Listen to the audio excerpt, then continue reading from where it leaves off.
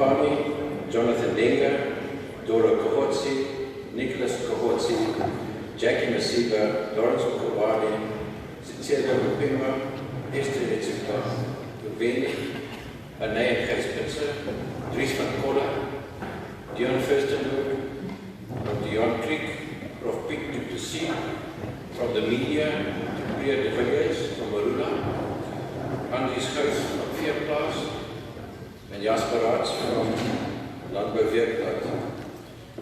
Previous directors, Borie Erasmus, Dr. Gert Draai, Eladine Daly, Jacques Milan, Karel Landman.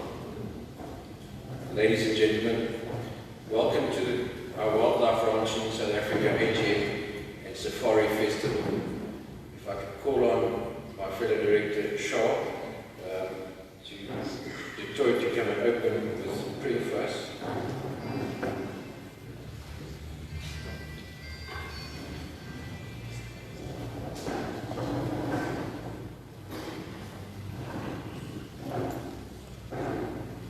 It has been said that it's very easy to be a believer if you're a farmer.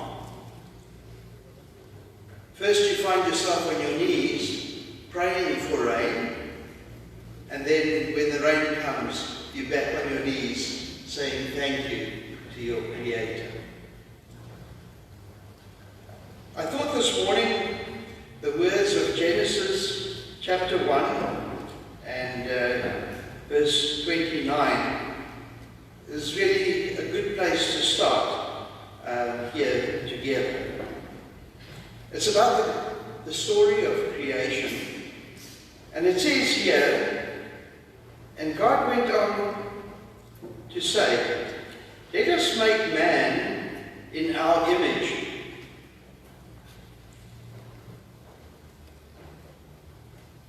And then it carries on saying that, that man should have in subjection all the animals that grow on the earth. So there are two pertinent points that I want to bring out here, because a little bit later on,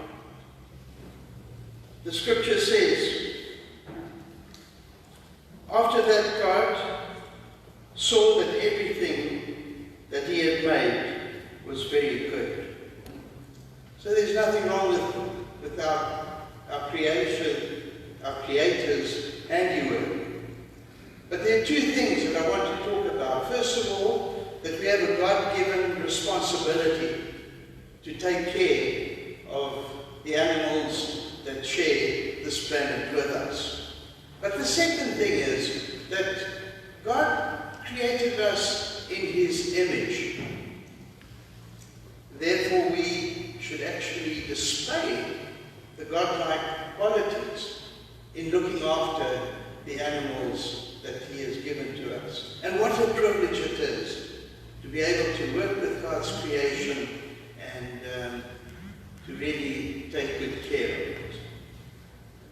So I would like just to leave this thought with all of us, that we not only have a God-given responsibility, but we also have a direct influence on the image of our innocence. Everything that we do impacts either in a good way or a bad way in the image that we are in. So, shall we bow our heads together in respect to our Creator? Our Heavenly Father, we want to come together as a group of people this morning to express to you the gratitude that we have. Firstly, for the responsibility that you gave us to look after your creation. And secondly, for the way in which you bless us. The way that this year we've had a good year with the rains, and we can see it in our herds. We really want to express our deepest gratitude.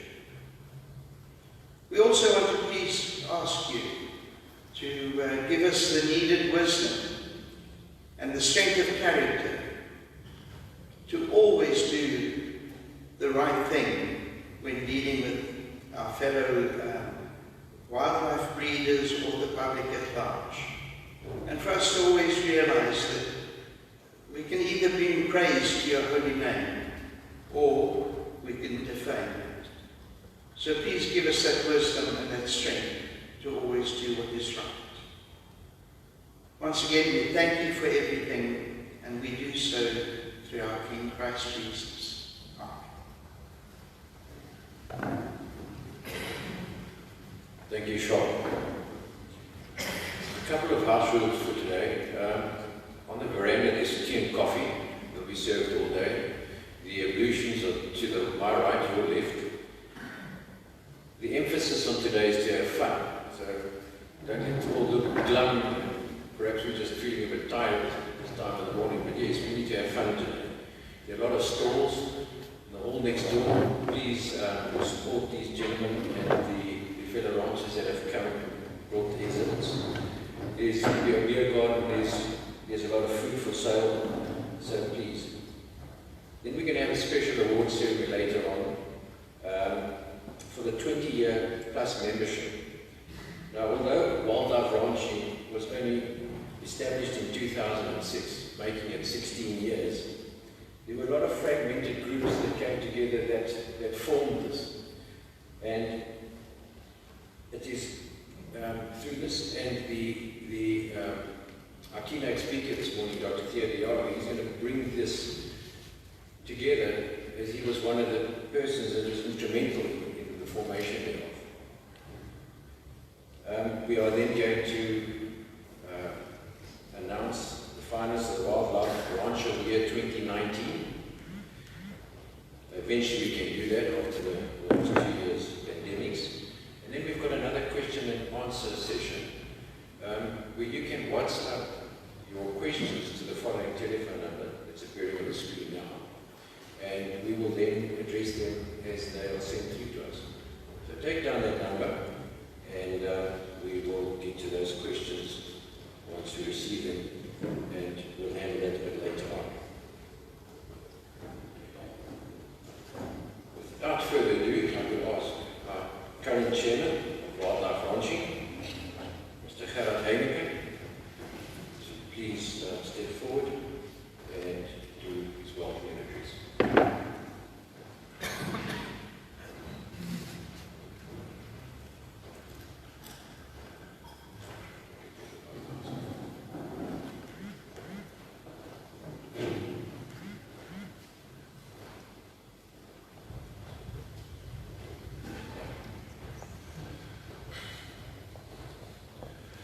Good morning, ladies and gentlemen.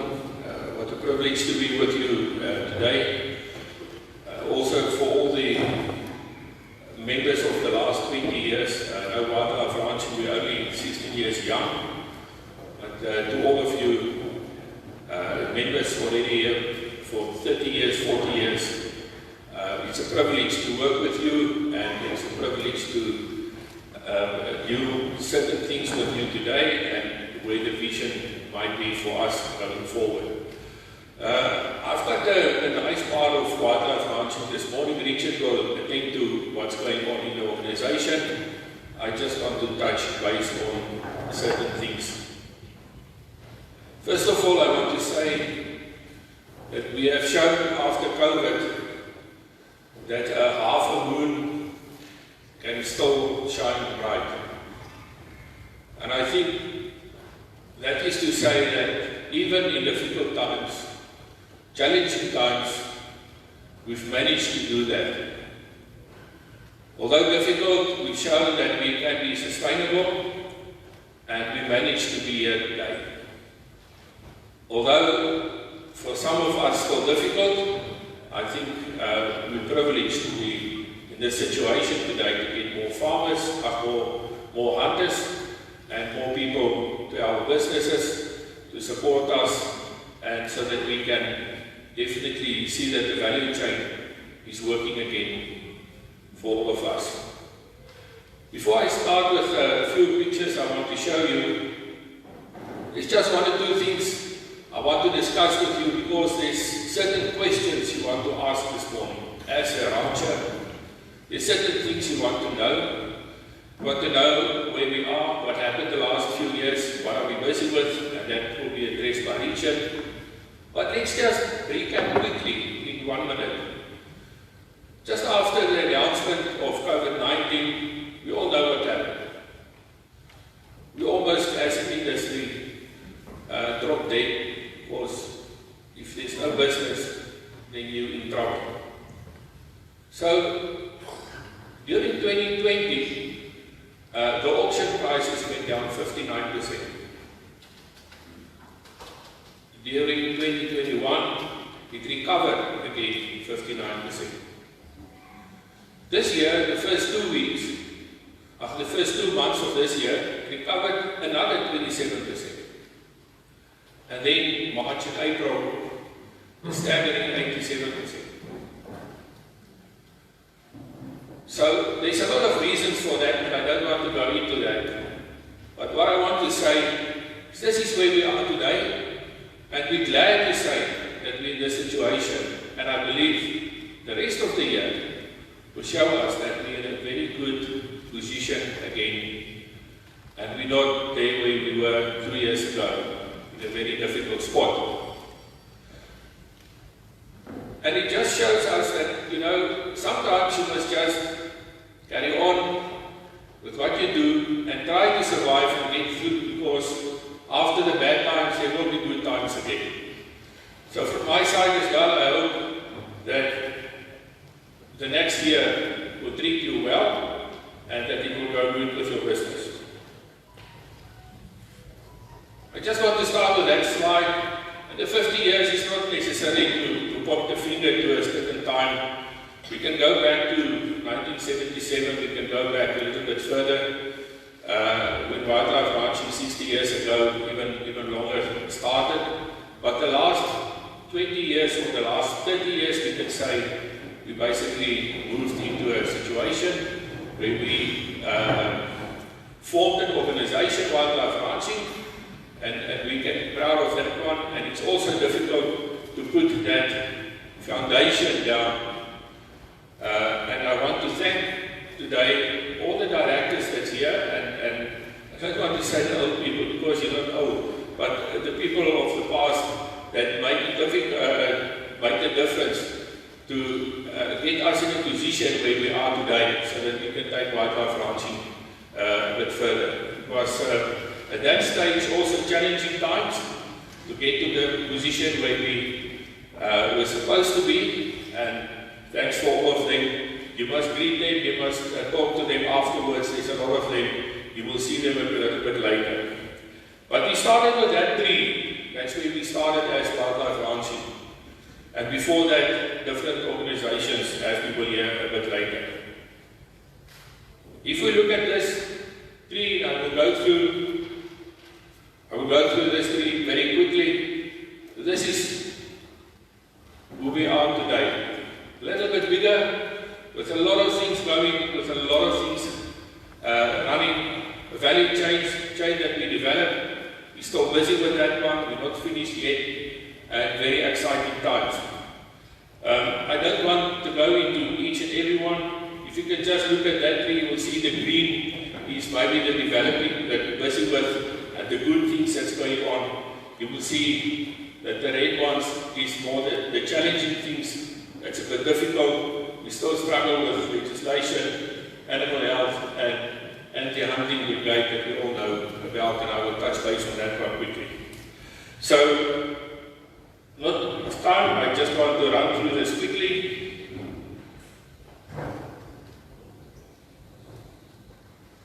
You can see there's also places like Sudan, Chad, Mali, Senegal, that's making it very difficult for us because we haven't got good rules, regulations, or legislation on hunting. And usually if people point the finger on bad practices, it will be mostly to some of these places. We go on a little bit further, we will see we've got the 30-30 principle. I will talk to you about that one just now. And we all know that one, production, breeding side, that we're busy with animal saving species, enhancing species. The next one quickly, animal product schemes, meat scheme that we're busy with. Just the next one to show you what we're busy with. The international IUCN site is we're quite involved in that because we can't stand on the sideline anymore. And that will become more and more relevant going forward. A national, as we know, the different departments. Then if you look at the next one, the Sustainable Use Coalition, I just want to tell, I know most of you know about this, I just want to tell you it's a privilege to work with the hunting organizations and all of us that think the same on sustainable utilization moving forward. So SUCO, we formed SUCO last year as all these organizations, and we represent now a membership of 75,000. And it was long overdue that we got to that stage where we can say, guys, we need to work together. We can't stand alone, hunters on this side, that hunter on that side, the organization, and wildlife ranching on the other side. We need to work together. We can't afford not to work together because we know the threat out there. So we're very glad to be part of that, of SUCO. And then, if we look at the transformation, we're busy with that. Richard will show you a lot of those things. That is also a good one. And then we formed the foundation, conservation teams, the online system, wildlife and dream hotels and resort, that you will also see a bit later.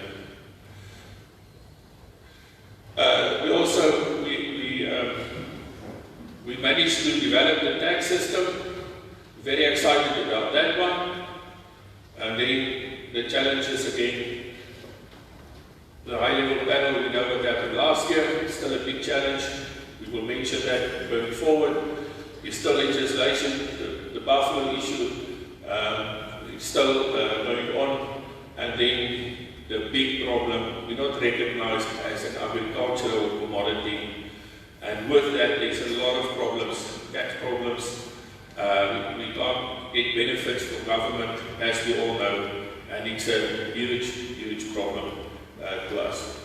And then the last one, food and wild diseases. We know all the diseases and what's going on. It's a real challenge also to the wildlife industry. That's basically who we are. And then I want to get quickly to the 2030, that you must all just put in the back of your head. Everything, the whole world at the moment is working towards the 2030 and 2050 principles. That is basically to say that the European Union wants to eradicate poverty, hunger, and they're also doing certification schemes. So if you look at all those 17 principles that you can see there, we fit in at principle 15. And then the principle 15 is basically what's going on, everything that's going on terrestrial on land. And that is the space where we work in. So that is got everything to do with carbon emissions, certification schemes. And it's not only for wildlife ranching, it's also for most of the other organizations the same. Not only in the wildlife industry, also in other commodities in the world and national. So we work in that space. So yes, do we agree with that? Will we be able to eradicate poverty? Will we be able to move towards 30% protected areas in 2030? I don't think it's possible, not for Africa. Not for us. But it's still a space we must clarify and quantify who we are to put us in a position where we can be in the next 10 years, where we're supposed to be. We can ask questions about that one if you want to. Quickly about this one, we all know what's going on. There's some different views from scientists on both sides who believe that they are correct. And we've got a huge problem at the moment with this. You will sit with scientists and they will tell you 100% that you're 100% wrong. And then you will set the scientists on the other side, and they will tell you 100% that you're correct. And that's a difficult one. One person came from, will not mention names, came to me on the farm and he showed the person is a professor with a peer-reviewed document on Orabis. And when the professor saw the Orabis, she said, "My goodness, they're beautiful." I said, "Yes, so but you've done a peer-reviewed document on Orabis." So she said, "But I've never seen them." So that's a huge problem. So you ask wildlife ranching to present peer-reviewed documents, we do that, and then is it acceptable? What must we accept as good, and what is good for the industry? So that's a real threat, I would say, at this moment, in the space that we work with. Don't want to carry on too long about that one. In 1977, if I could side just a little bit on the sideline, 1977, two countries made decisions. The one, Kenya, and we all know what happened there. They started off to say that they don't want to do hunting anymore. And they've lost 85% of the animals since then. South Africa, on the other hand, decided that will utilize and we will make use of the product that we've got. We will sell the animals, we will work with the animals, we will utilize the animals. And in South Africa, it just went the other way, and we know where we are today. I don't need to say anything on that. I think the growth since then in South Africa is around about 1,300%. So what do we need? We need trade, we don't need aid. We must trade in the products that we've got. And that is the problem at the moment that we've got with science telling us that certain things we don't need to trade in. And unfortunately, the reality is on our side. Unfortunately, not on that side. Why? Because you can see in certain areas that it is not longer feasible not to do management in certain protected areas and also private areas. We need to manage what we've got. There will be a billion more people in the next 25 to 30 years in Africa. It's not going to change. The wild open spaces that IUCN and CITES is referring to, there's no wild anymore in that sense. And we need to understand that one, and we need to accept it, because the reality is showing us what's going on if we look at protected areas. Tsavo, just to mention that quickly, we know Tsavo East and Tsavo West in Kenya. We saw the destruction there. You can see 7,000 elephants died there, 15,000 black rhinos died there, because the management program and the science behind that basically is just wrong. And we must learn lessons out of that. Otherwise, we will see the same destruction in South Africa. And I'm afraid we are at a crossroad with that one. I'm almost finished. This is I would say, 40% of the industry that you can see there. At the bottom you can see it's the wildlife ranches. We like the soccer field, we like the rugby field, and all the players play on this rugby field. If you take wildlife ranching away, then there will be no field anymore to play, and what will happen? That is what the end will be of that one. And that we can see everywhere in Africa. So this is a spot that we fight for every day, national and international. It's two things that you are in total control of in your life, and that is your attitude and your effort. And And this is what I want to ask you today. If you ask me what can I do, I would like to say, you must help us to fight for this spot, so that we can keep this spot, so that we can enhance species, so that we can do what we love every day for the next 50 years. Because it's getting more and more difficult to do that. We need more voices. We need you to stand up. We need you to attend meetings. We need you to renew and to reboot with wildlife ranching like we've done 60 years ago. We're in a new phase where we need you so that we can do this and so that we can take this organization forward. There's just a message of us. The threat is real. Without hunting in Africa, we will destroy conservation, and we need to do much more to educate and to inform the public on misinformation and the misperception on wildlife ranching. We've got a huge responsibility to do that, to help us to be at what we are and to grow. The positive, if I look more and more that I can see, I've heard on Wednesday, Zimbabwe said they don't want to be part of CITES anymore. Now what is the reason for that? They've got 136 tons of ivory and rhino horns, and they want to sell it and they can't sell it. So they said, well, it's worth $600 million and we want to sell it. And more you can see voices coming, going up, especially in the southern part of South Africa. Because why?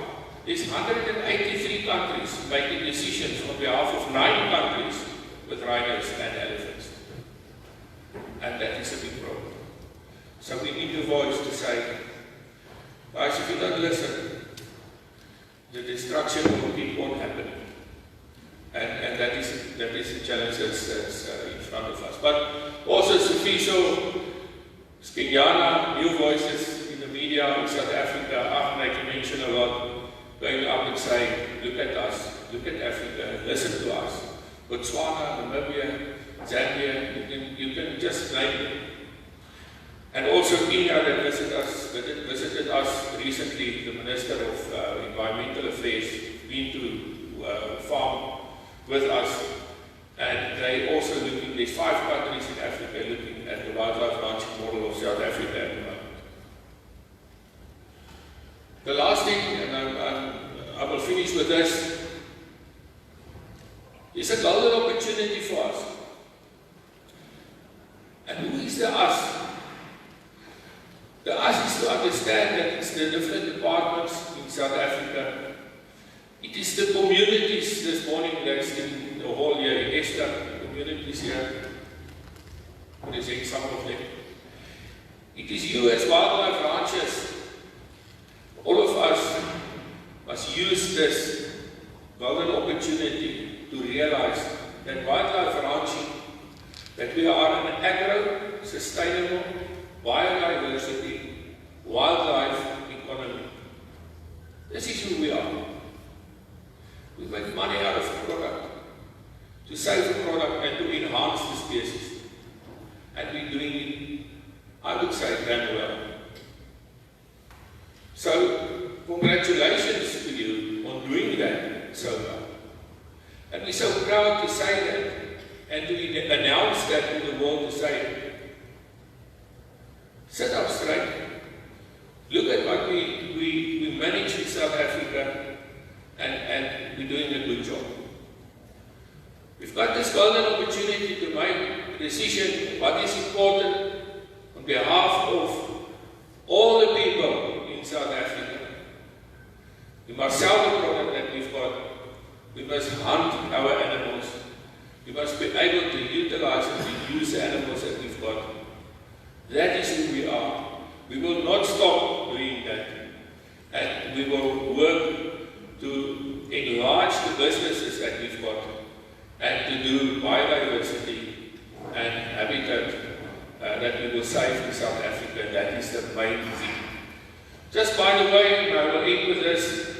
South Africa, the private sector, I looked at the figure of 20 million hectares and I thought, long time ago, maybe we exaggerate a little bit, maybe it's 10 million hectares, maybe it's 12 million hectares.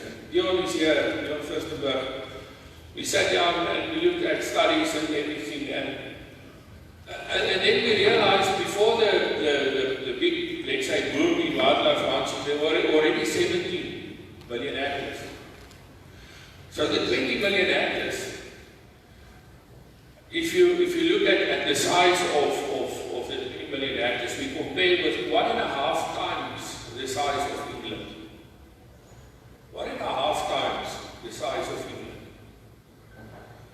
So get that in your head and realize that. The other day I asked a woman, if you've got a farm of 1,000 hectares, how big is that? If you must put a Loftus Versveld or Orlando Pirates size on that property, how many Loftus Versveld will you put on a property of 1,000 hectares? And the woman said to me, no, Loftus is quite big, I would say 5.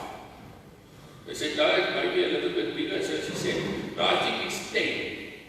So I said, okay. Well, 1,000 hectares, there will be 1,000 Loftus Versveld. 1,000. On 20 million hectares, there will be 20 million Loftus Versveld. Realize what we've got. Realize that we protect nature. Realize that we protect biodiversity and habitat. And without managing this properly, we know what will happen there. Thank you so much for attending this today. I'm looking forward to the rest of the meeting. Feel free to ask questions. If you're over 50 and it's a challenge to do that SMS on your phone or that message, put up your hand and ask a question. We will take that question and we will answer as quick as we can. I just want to end up to say thanks a lot for everyone for the personnel and also for the directors that helped us to get to this stage where we are. We're really proud of you all. Thank you.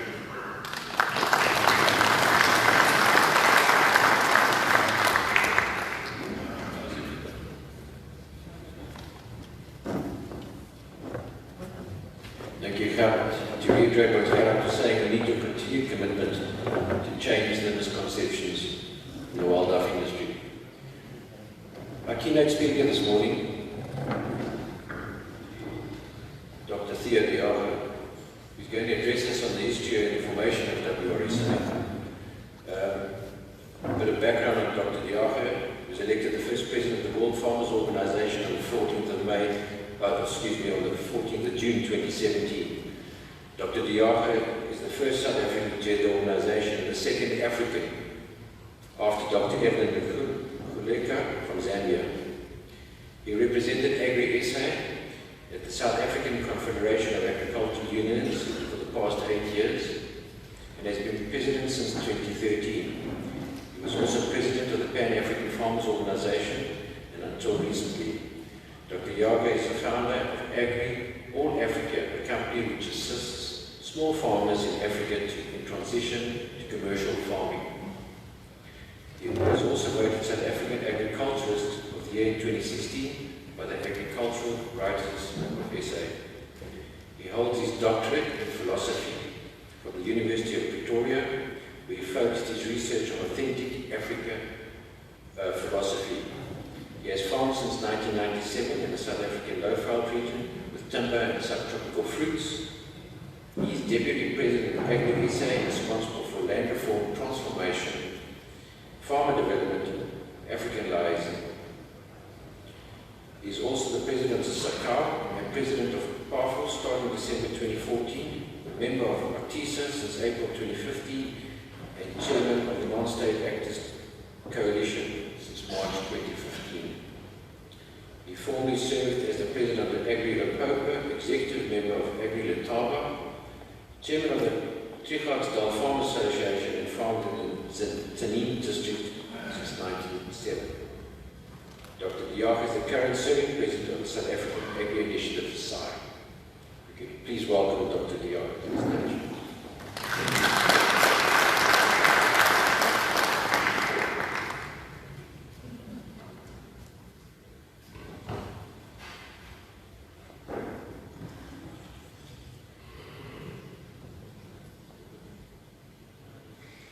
Thank you very much. What a wonderful privilege to be with the game ranchers of South Africa again today. I have an office in Rome, the World Farmers Organization, which is only a few blocks away from the Food and Agricultural Organization of the UN, and IFAD, the International Fund for Agricultural Development. And even if I live to be 200 years old, I will not forget the first day I stepped into an office of IFAD. On the top floor, there was one of the administrators, senior officer in IFAD, who was in an office where the files covered the floor. And as I stepped into this office, he was sitting on a dilapidated bench working through some of these files. And immediately I noticed on the one wall, there was a picture, a massive picture from the floor to the ceiling of 5th Street Avenue, New York, marked 1900. And the whole street were full of horses and carriages. And I asked him, what is this about? He said it's all about this picture on the other side, also covering the whole wall, from the floor to the ceiling. 5th Avenue, New York, 1912. And the whole street was full of cars. There was only one horse between them. And he said to me, just look at these two pictures. Look at the horse owners on this 1900 photograph. They did nothing wrong. They believed that they just need to breed bigger and stronger horses because mankind will always need transport. Their sin was they did not see this picture coming. And in a period of little more than a decade, they became totally irrelevant to the economy of New York. Now, when we talk today about the history of Wrsa, I actually want to talk to you about this one Model T Ford that appeared between the horses already in 1900. It does not matter on which level you organize farmers, local, provincial, national, continental, global. The core function of any farmer's structure is advocacy. The main job of a farmers' organization is to influence policies. That's what we are there for. Of course, there are many other things we do too, but this is core function. If you operate on a local level, you try to influence policies at the municipal level. The provincial structure must try to influence provincial policies. The same on national level, up to international level. But to influence policies, you need to have policies.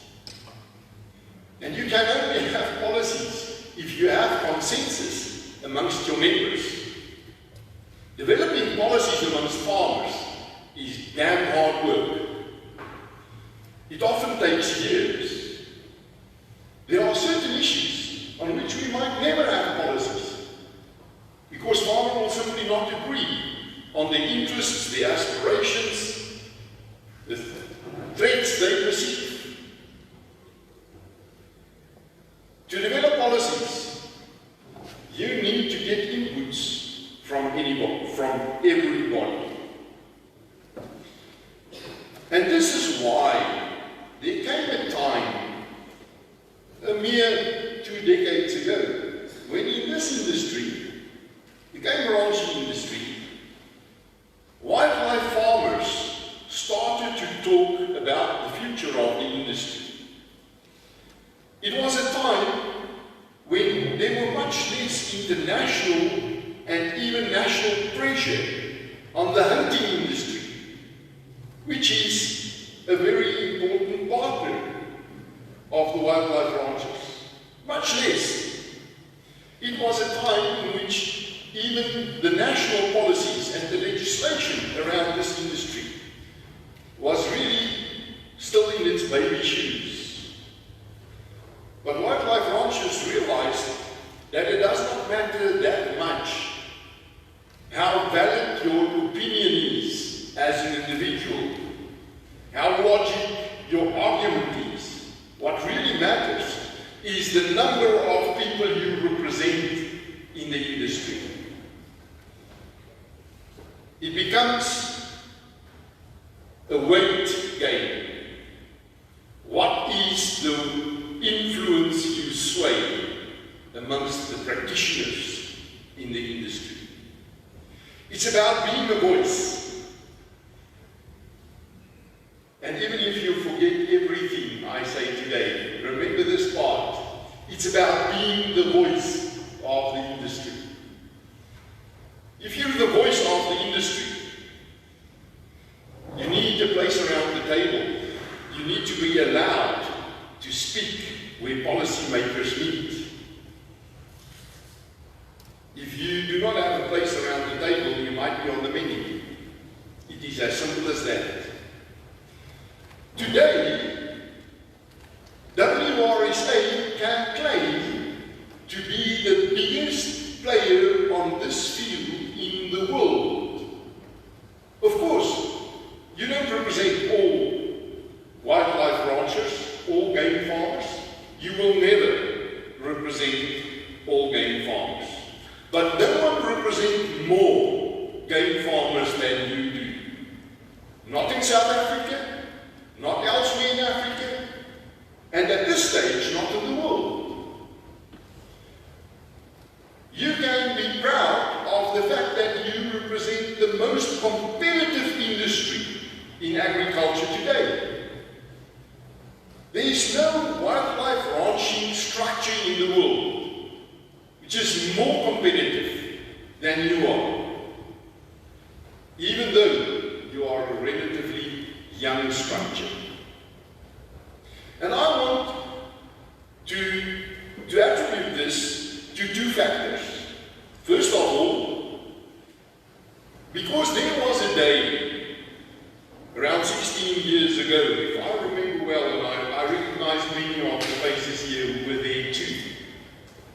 It was around 2005, when all these fractured structures convened on a farm not that far from here, to say, shouldn't we stand under one umbrella?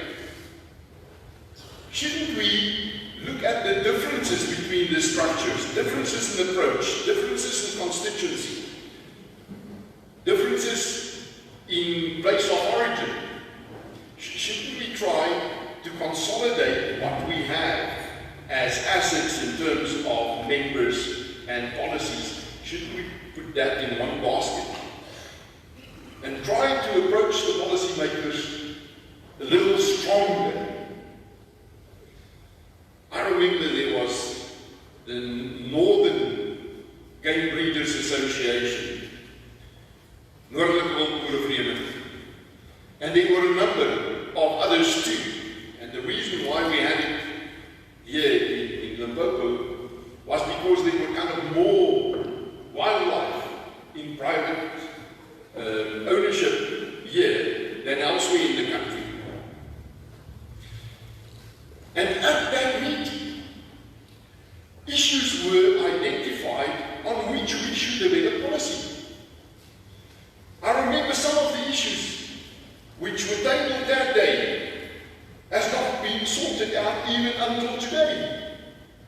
And it might take another decade or two to get there. But at least the structure was formed. Wrsa, Wildt South Africa, and it was possible to engage with the policymakers. Now, engaging with policymakers, that effort is quite the fine art. Influencing policies means, first and foremost, building trust. You don't force policymakers into policies in the beginning of the process. This happens a little later on. You only force via procedures in court. But before you get there, you need to try to find the soft ear and to persuade and to introduce policymakers to the reality on grassroots level. And in your game, unfortunately, not that many people in Parliament understand wildlife ranching. Before you can persuade them to adopt certain policies, you must make them understand what the nuts and the bolts of this industry is all about. And this is not only about the national stuff. It starts at local level. It starts at issues such as the fact that you pay more local taxes than other farmers do, because you are being perceived as the playing field of rich, middle-aged white men. And you will not change that until you get a soft ear with policymakers. And it's not going to happen overnight. You need to set up your arguments and have enough weight behind them to get them to change it. Up to provincial issues. And you have many of those, because of the fact that certain game species are indigenous to certain provinces in our country, and so many policies are actually dwindled down to provincial level. We find it inside our network for family farmers that when we run into a brick wall on a national level, it is often much easier to engage on a provincial level. And once you hook it through on that level, it becomes easier again to take it back to the national level. But then, of course, there are many issues which we need to deal on a regional level, and SADC, because we really have strong game ranching structures also in Namibia and Botswana, and more lately in Zambia. And on the one hand, it's competition. We will always be in competition with each other in the SADC region. But on the other hand, it strengthens our advocacy efforts towards SADC, towards the African Union, and of course, towards the global policy-making processes in the United Nations, the European Union, and elsewhere, which becomes more and more important. Those of you who have mixed farms, those of you for whom the wildlife industry is only a portion of your land-based business, you will know that the world became a very small place for farmers, and every one of us is every day in competition with the best other farmers in the world. And food and fiber and all our products, they cross borders as if they are not in existence. And all of us must adhere to stricter and stricter standards and rules if you want to play in the global game. And if there are surpluses of something in Brazil or in New Zealand, it is sure to land on our shores too. And very often, we cannot produce, for example, chicken at the price in which they can sell it in the shelves of our shops. But that is not the only issue around global trade and the impact of globalization in agriculture. The biggest impact is around moral issues, climate, biodiversity and nature, and health. And it is so important that we touch base on the more recent history of this organization. I really want to use this opportunity to salute the leadership of Wrsa for the way they have engaged in these issues lately. The way they understood well in time, tirelessly, that the most important person in the service of a farmers' organization these days is a communications officer. Because gone are the days when farming meant producing from the soils, the water, the sunshine, your access to mechanization, and just putting a product on the table or in the shelf in shops. Because the world, the value chains, the consumers got involved in the production process in a way we did not see coming. This was part of the Model T Ford amongst the horses. You see, the most important person in any farmer's life, apart from his family, is the consumer who needs to buy his stuff. Is that woman who stands in front of a shelf in the shop and decide what she will buy to feed her family tonight. That's why we talk of value chains in agriculture. It's because you cannot push a chain, you can only pull it. And there's only one pulling force, and that's the market. We can only produce what the market would buy from us. And in your case, that market is another game breeder, another game for a wildlife farmer, he's a hunter or an outfitter, or he's a tourist. And lately, the influence on that market, on that buyer of the products, is a well-organized campaign who operates across the globe and who is well-funded. And today we run in all sorts of trouble with issues which we did not see coming. You cannot believe how strong the anti-hunting lobby became globally. And it's not only against hunting, it always starts with trophy hunting, but we know if trophy hunting goes, it will be a matter of months or a year or two, and the rest of the hunting industry will also go down the drain. There are so many campaigns against cages and chains, against factory farming, against the dairy industry, for abusing the female body.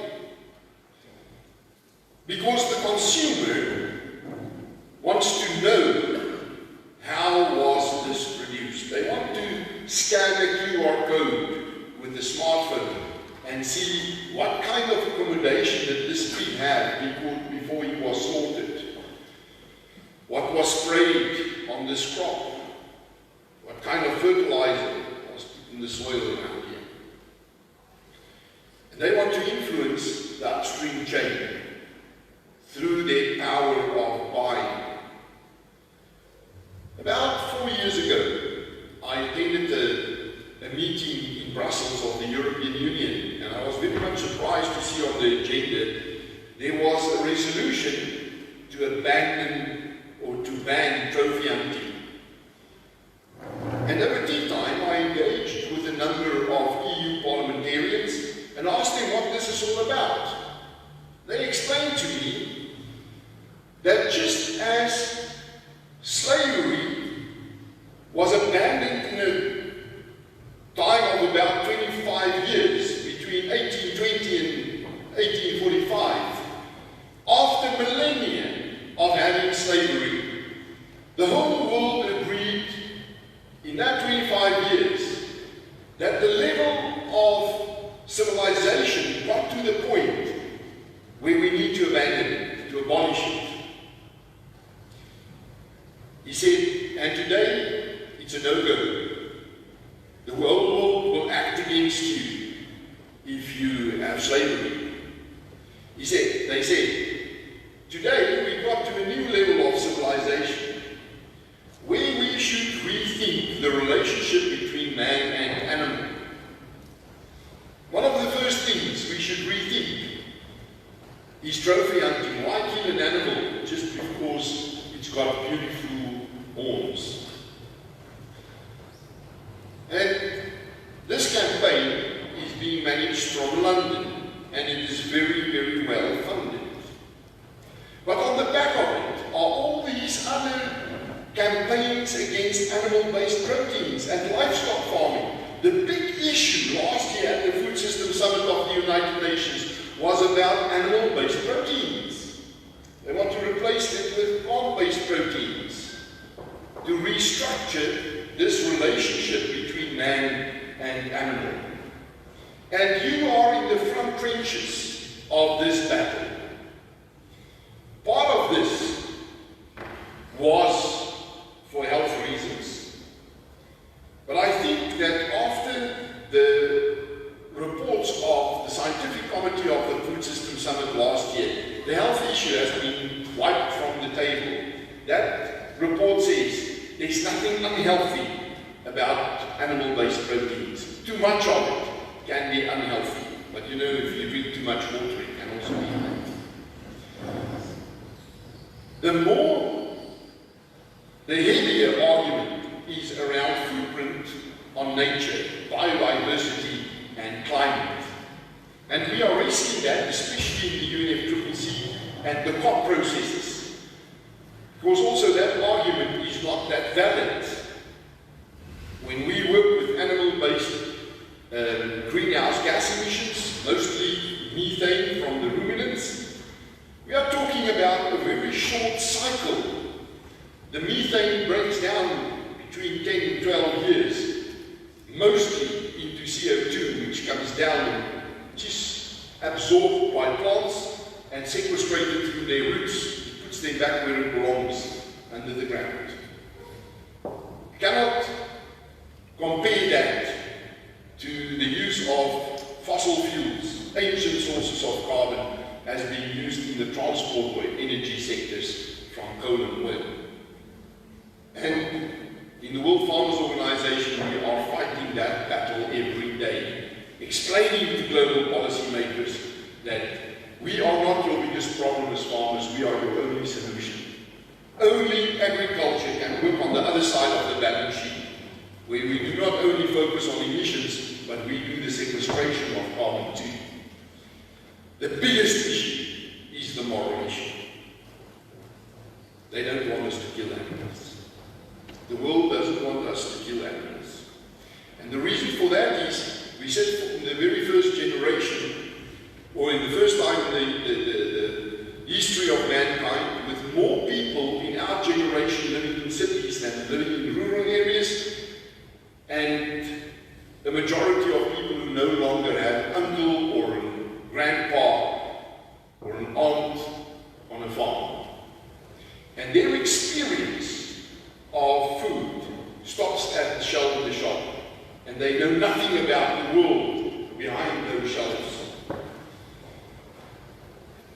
And when they think of animals, they think of Walt Disney cartoons, animals with big eyes and long eyelashes, who speaks in human tongues.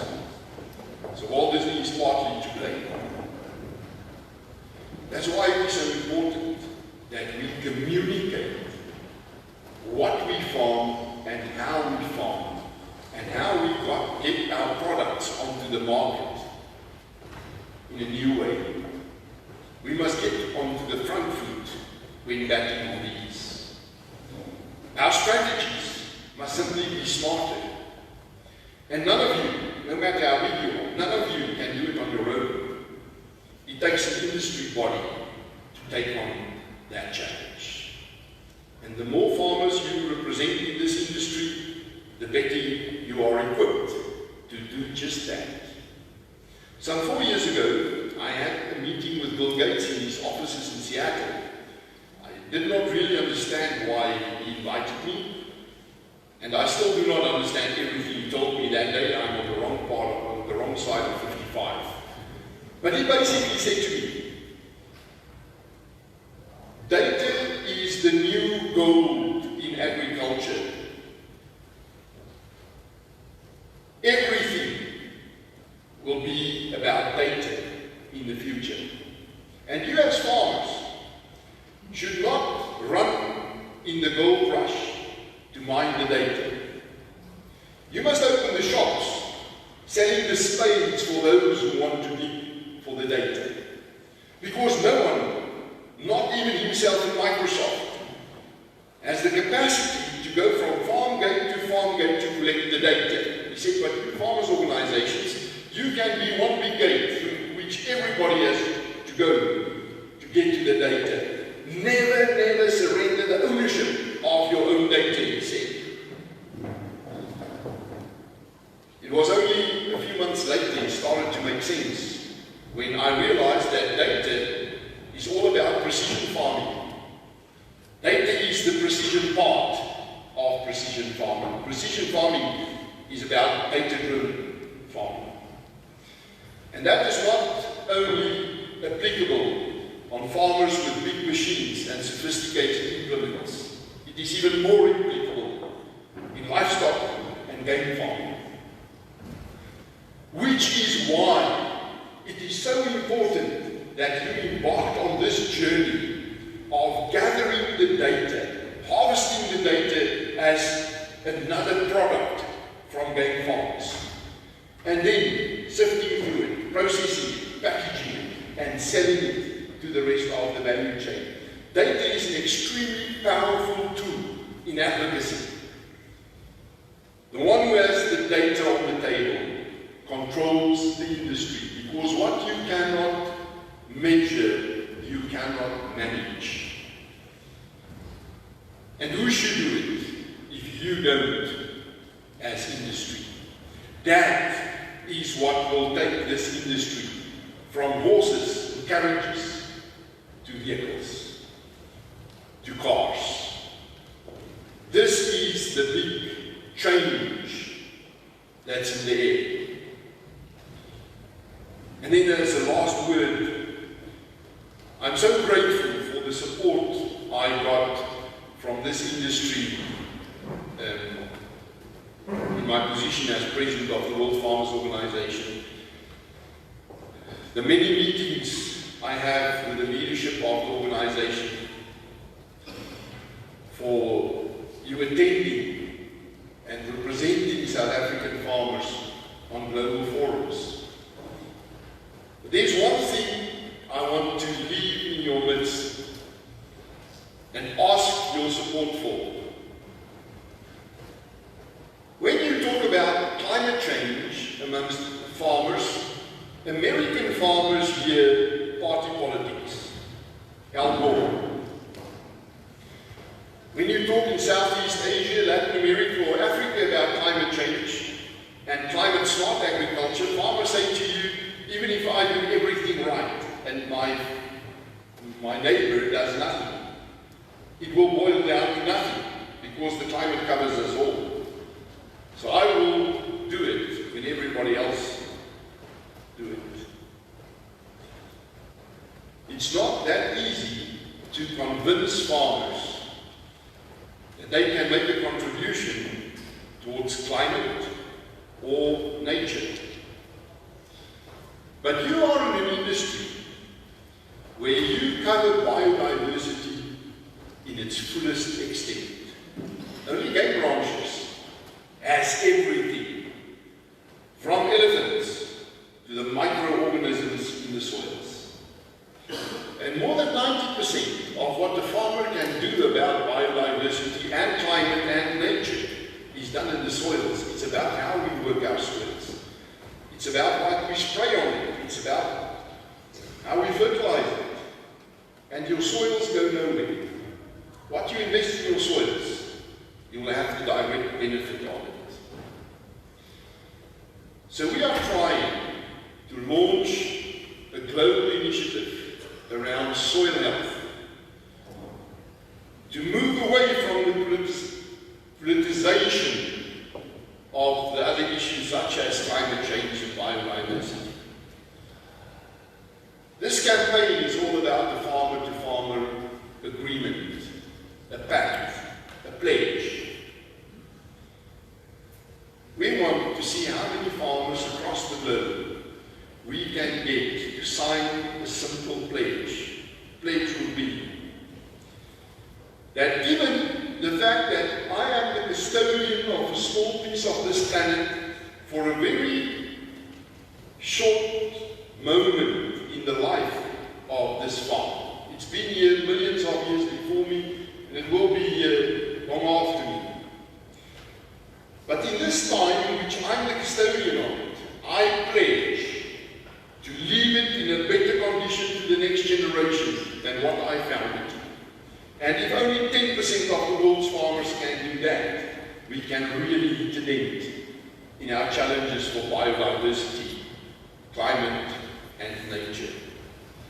And it's important that you, who is the primary custodians of the whole chain on biodiversity, that you remain on the cutting edge of it. My request to you. Thank you so much.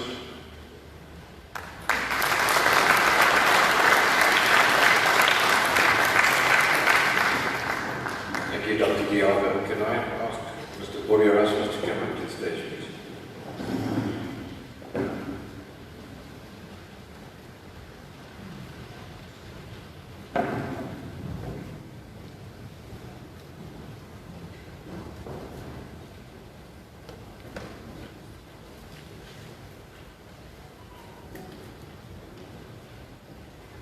Uri was our first president of the WRSA to do the presentation of honorary membership to Dr. Diago this morning.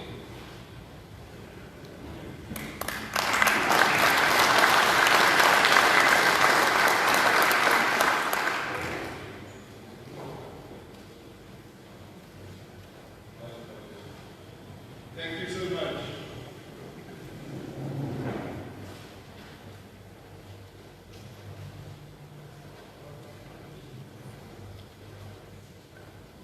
Another hand there.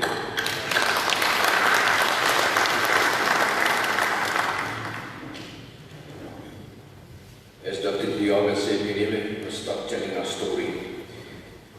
Today would not be possible without our sponsors and our supporters.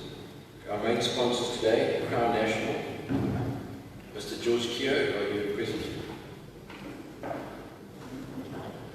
Not. And then Health Square Agility, represented by Dr. Jock Stamen, a renowned clinical pharmacologist. Is he around?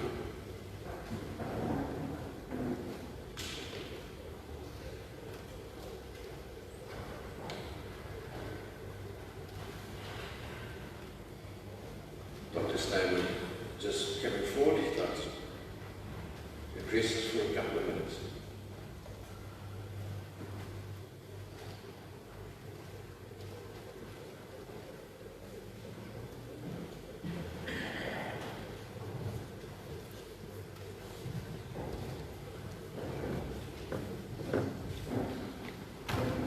Good morning, everyone, and thank you for the invitation. And the previous speaker already alluded to my age when he said, please put your hand up, don't use your phone because you'll mess it up. So yes, sir, therefore I don't use my phone because I will mess it up. I remember the times when I told my children, do not touch the TV. It's now reversed completely. They say don't even touch the remote control. Call us. Don't phone us and we'll come and readjust it because you'll mess it up for life. Anyway, so that is briefly my background. So I'm a clinician by trade, so I don't know your industry at all. However, I'm one of those lucky ones that have family from sheep farming to wildlife ranging. So I know the wildest part of your industry, and that's your personnel and your families. And how do we care for them? Because it's usually there where it starts, where the worry starts. It's their health, it's the finances, it's the insecurities of what, because I don't know. And now, agility has been part of administering medical schemes, insurance products, within the health industry, specifically focusing on how do you integrate all of this to make sense. I mean, many of you will have medical scheme cover, and most of you till today don't know how it works. Was this now come from my savings account? Was this part of my co-pay cover? Was this now covered? Was this a prescribed minimum benefit? Was it something else? And eventually, you just pay because you don't know, because most probably you, like me, you have difficulty with those QR codes that you need to scan to find out more. Okay, so we pride ourselves in covering the continuum of care. When we talk about family, or we talk about your personnel, the people that work for you, and we integrate it to make sure that even the claiming process is taken care of properly. So I suppose now they've put a phone here, so let me see if I press the button whether something changes. Okay, so it's that one. Nothing changes, so it must be this one. Yeah, there we go. I mean, it's magic, isn't it? Yeah, fantastic. So this is the continuum of care. Continuum of care starts with well-being, but not being sick. By maintaining health. And how do you maintain health? Maintenance of health for people who say, don't eat this, do this, run as much as you can, and do this, and all the other miserable things. Okay? But it's not, it doesn't come naturally. So you have to put that into programs to stimulate people and make them buy into processes where they care for themselves. So therefore, you have rewards programs. So all of that is integrated, and you have received this pamphlet within your bags. So on this pamphlet, we reiterate what I'm saying today. And on the back of the pamphlet, you can either phone or WhatsApp us to make sure you get the information and additional information. So if you look at an example, let's take your personnel. Are they covered?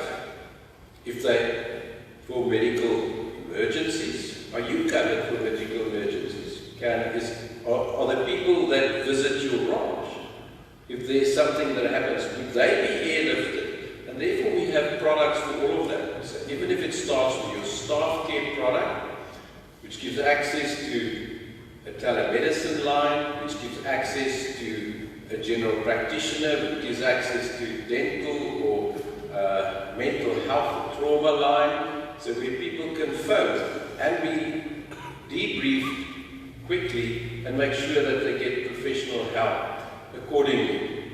All of that is in place, from the lowest salaried employee right through to the farmer who wants medical scheme cover for himself, his family, or his employees, and the structure of how you subsidize this.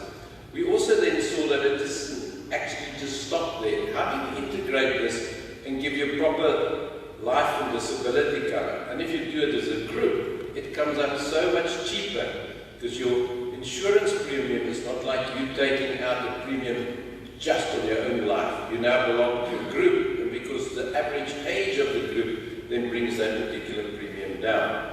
And that also links into this entire continuum in the circle that you see in the back there. So it's all interlinked, it's all integrated. And then you also find out that, or you've already experienced that, if you go for a procedure in a hospital, some of it's not covered, because that's the way that the medical scheme industry is structured and regulated. So that not covered part either needs to come uncomfortably out of your pocket, or you can insure for that. And what we have done is we integrated that so that when you put in a claim, it already pays out that part and the medical scheme part as a single payout to you and or the provider, making sure that you don't feel the pain in your pocket when you need it least. So the integration is key. We have then also, after a while, realized that some of those benefits can also be linked into your retirement funds, and especially also retirement processes put in place for your employees. So the entire employee well-being and the well-being journey is important. And you support that with a rewards program to say it's a good thing. And now you immediately going to look at me and say, but I don't have a Virgin Active on my farm. I know, you don't have a Virgin Active, but you've got your feet and you walk. So all we need to know is how far you walk and how often you walk to link into the same type of benefit and rewards program, because it's a good thing. So stimulating the right behavior is important. What is right behavior? Right behavior is also to go for those preventative tests. Some of the speakers says those over 55, I also have to put my hand up. Have you checked your prostate? Have you done this? Have you gone for a mammogram if you're female? Have you, all of those, so we reward even that correct behavior so that certain diseases that we know that are prone can actually be prevented by picking them up early and have appropriate interventions at the right time before they have developed much further. So well-being is not only rewarding the right behavior, but also rewarding for other behaviors. So you will see that the rewards program include education, would include playing certain sports, and so forth.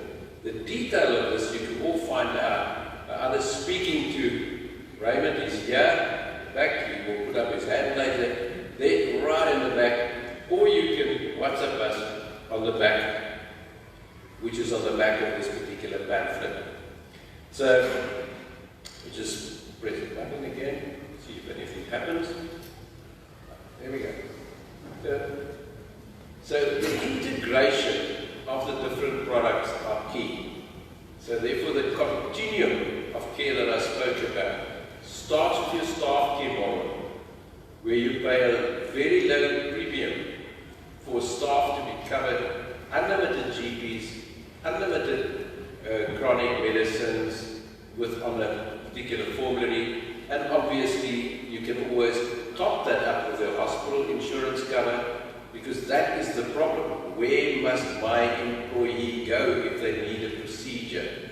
Who's going to transport my employee or myself or my guest to the hospital if there's an incident or event? So the agri-trauma product is to give that particular cover. So everything is integrated, making sure the customer care is central. And guess what? Customer care knows that you're a farmer and speaks your language. And so it's not a call center that's foreign to you, and that actually understands your backgrounds, your situation, your rural environment, and how that should be actually dealt with appropriately. So in a nutshell, this is what stick with you. So it's dedicated service delivery. It's service delivery focused within your language, whether it's Afrikaans, English, any one of those other languages in South Africa, that's dealt with, because the call center is multicultural and makes sure that they can deal with that. And you can see the integration helps further. So the more of the products you integrated with, the deeper the particular discount, especially on the insurance products, because now I know your risk.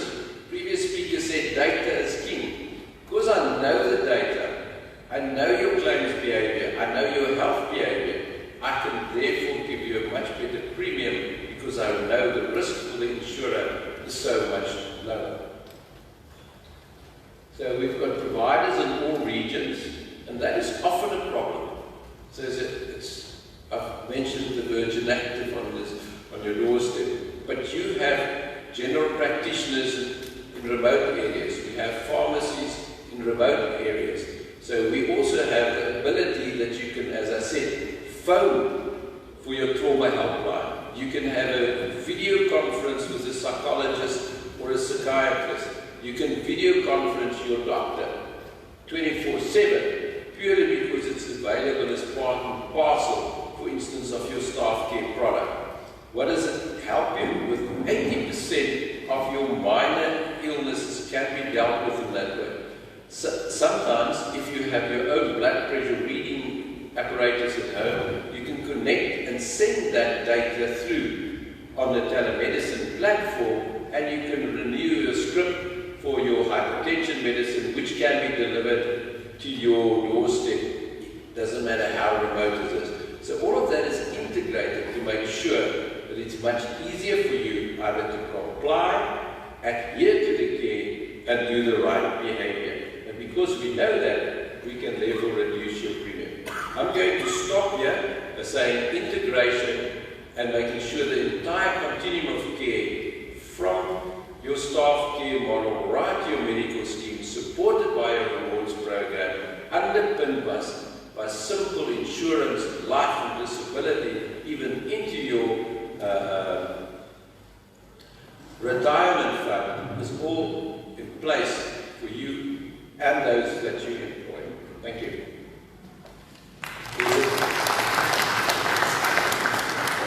If there's a burning question, you can QR code me with your hand. Otherwise, thank you very much. Thank you. Okay.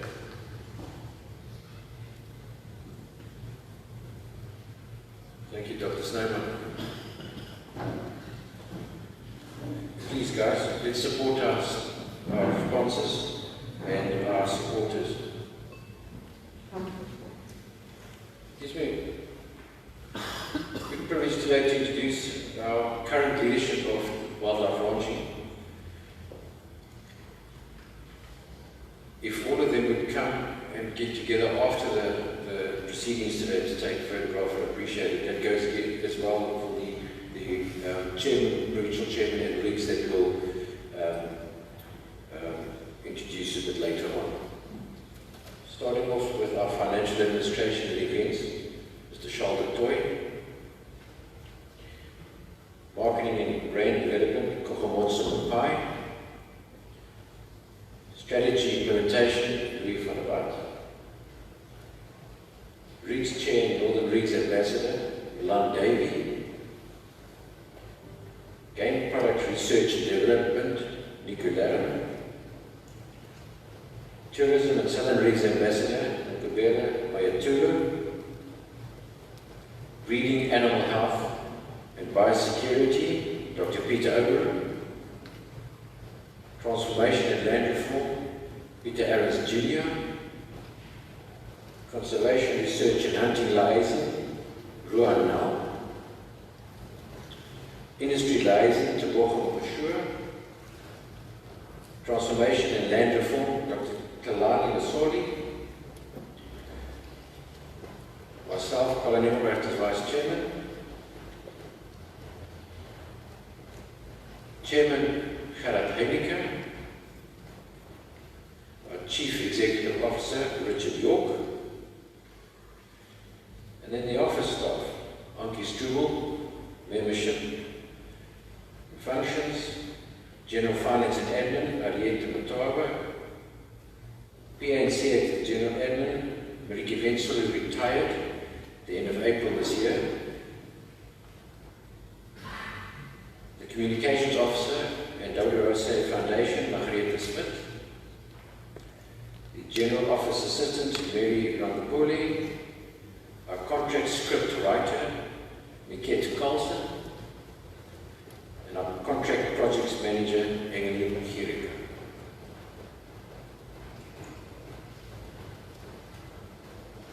To discuss our finances this morning, I could call on our Finance Director, Charles Toy, and Yanni Fenton, VNR accountants, to please come.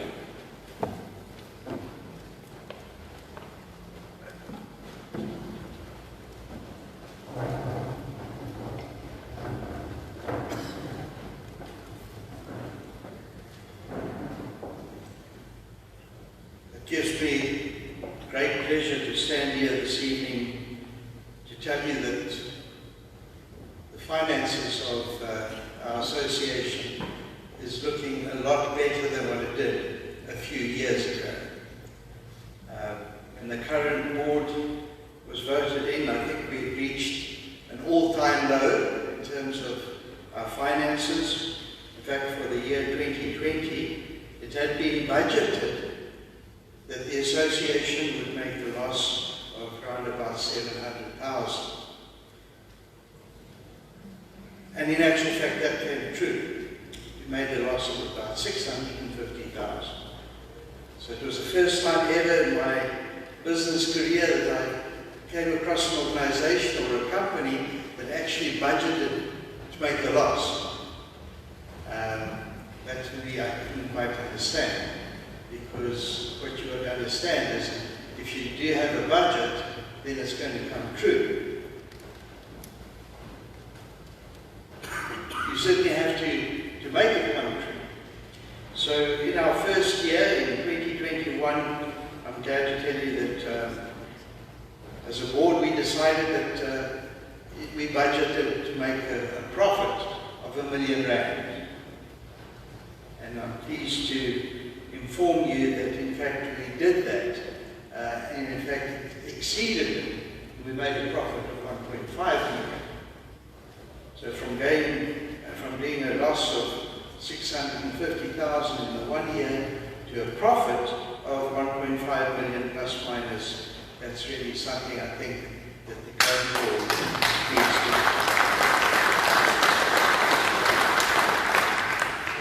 And of course, going forward, we will keep on, creating budgets that will stretch us to greater levels. So you will see that later on that we have in fact set a budget of about 1.5 million profit for this year, and it is a very conservative budget.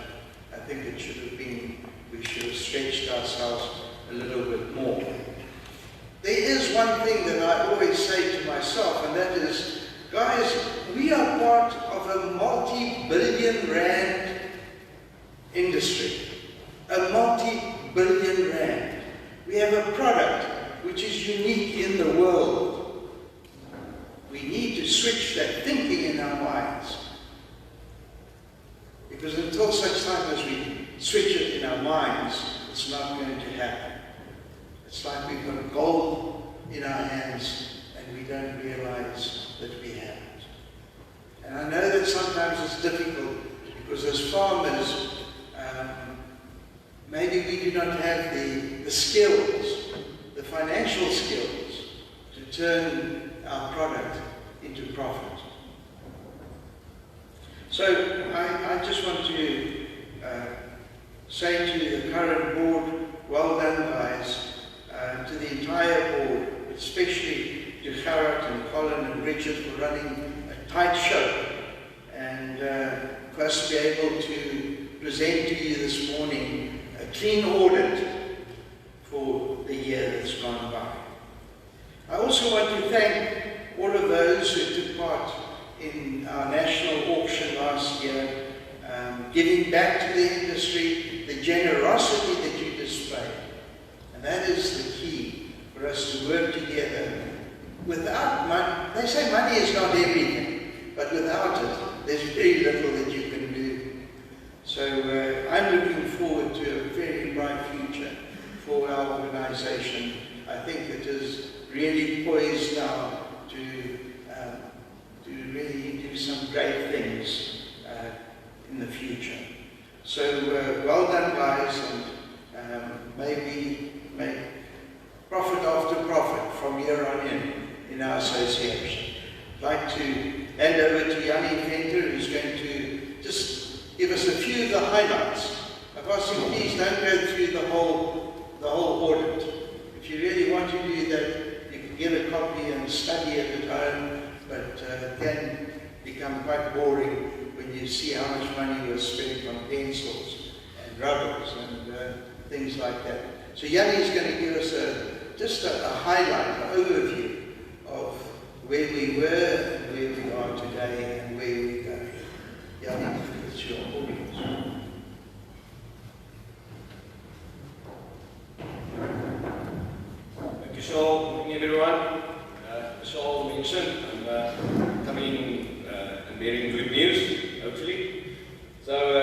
mentioned, it's a clean audit, so the auditors were satisfied that the finances that I present to you is in order. We realized, okay, let's look at the balance sheet quickly. You'll note the highlights is just this great solvency as well as liquidity within the organization. You'll see there was equity growth, obviously by the reserve of about 1.6 million rand. Scroll forward, please. Right, on the income statement side, you'll see that the profit was realized, or the surplus as we call it in organizations, around about 1.6 million. Moving on, I'll just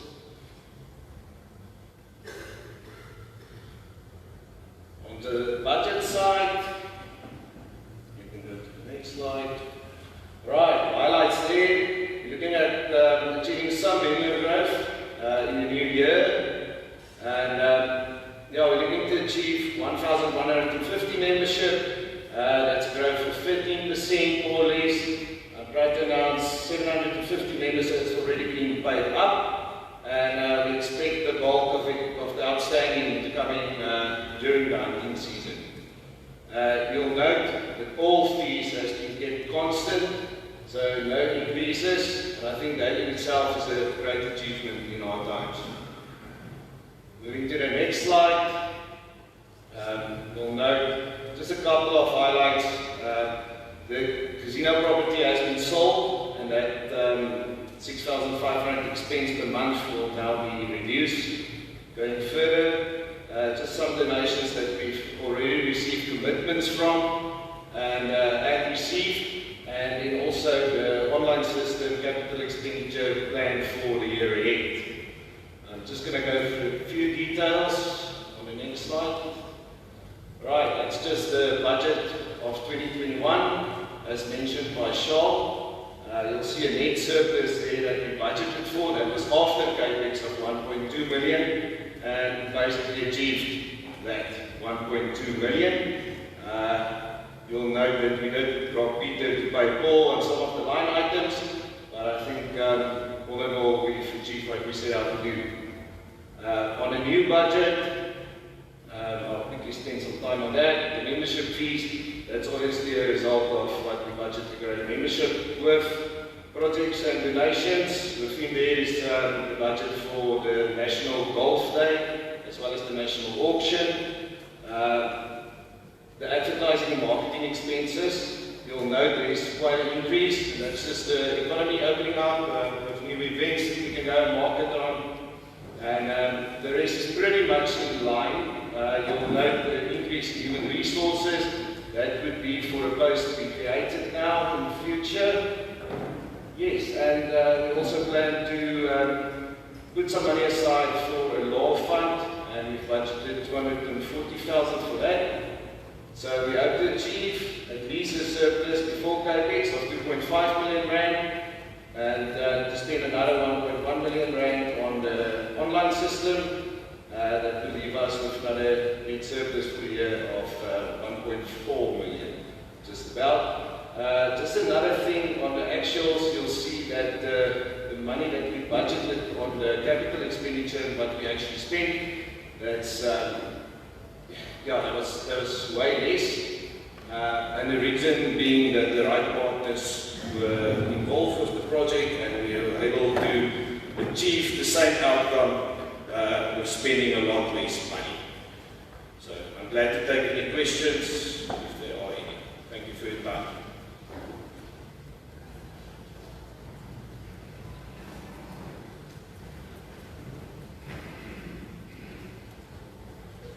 Thank you, Yanni, and thank you, Charles, for your wisdom and guidance to be able to put such a stout set of results that we presented here today. Thank you.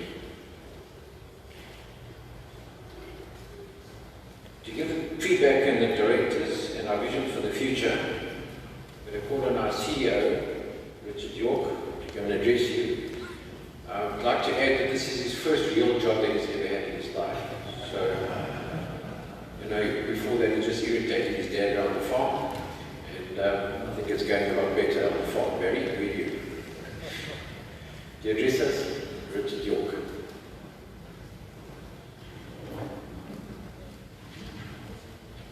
Thank you for that, Colin. Appreciate it. Just a clarity point regarding the House of Casino. That is not included in the financials. That will be included in the financials for next year. So that is not part of our profit that we realize there. Yes, the house was sold this year, for those that were wondering. So yeah, as Colin rightly mentioned, it's my first time actually having a real job. And Dad, hopefully the farm also makes a profit this year. So let's see how that goes. But Joel, the main question we need to ask is, where are we going? Who are we as WRSA? Where are we going? What direction are we going in? And the whole reason I asked Dr. Theo to be here today is because he was instrumental in the forming of WRSA many moons ago. And the first thing he said to me in my meeting that I had with him was, we need to create an innovative data capturing setup and design that can basically help our members show what they're doing. And that's what we've set up to do. So if we look at this one photo from the archives of Dr. Theo, I'm still glad you could be here. 2005, thanks for boarding. We're still going the same way. If you have a look at that picture, it says Dira Rafta. And it's talking about what is our vision, where we're going as WRSA. So not much has changed. We're still on the same road. And we need to identify how we're going to get to that destination. So there's a saying that says, don't get stuck in your past, use it to fuel your future. Now all the knowledge that is in this room today is phenomenal. The amount of people that we see here today, the amount of experience, the amount of technical expertise is fantastic. And it's really a privilege to be here with you all, and we must use that fuel to fuel our future. I want to tell you guys about a brief discussion we had at a board meeting the other day. There was the discussion that maybe as a young, enthusiastic CEO that likes to do things new and different and sometimes doesn't see the consequences of my decision, we got told maybe we're moving a little bit too fast. And Louis van der Walt said something that I think is phenomenal. He said, there's one thing you can do. Rather get a speeding ticket before you get a parking ticket. So I'd just like to say, on this road that we're going on, we might experience a couple of bumps. Yes, we're going to drop the ball every now and then. But we're going to try and reach our destination for the benefit of everyone out there. That's what we want to do, and that's my promise to you as the WRSA CEO. So on that note, I'd like to express my sincere thanks to all the directors, because their wisdom and their guidance has definitely made a huge difference in our industry.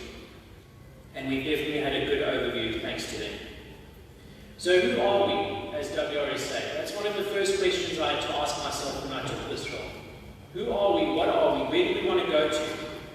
And if you have a look at the map of South Africa, something that everyone seems to get wrong is they think we've taken wildlife from protected areas, where in actual fact it's the other way around.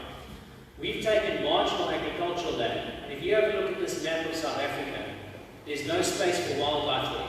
It's grains, livestock, crop, forestry.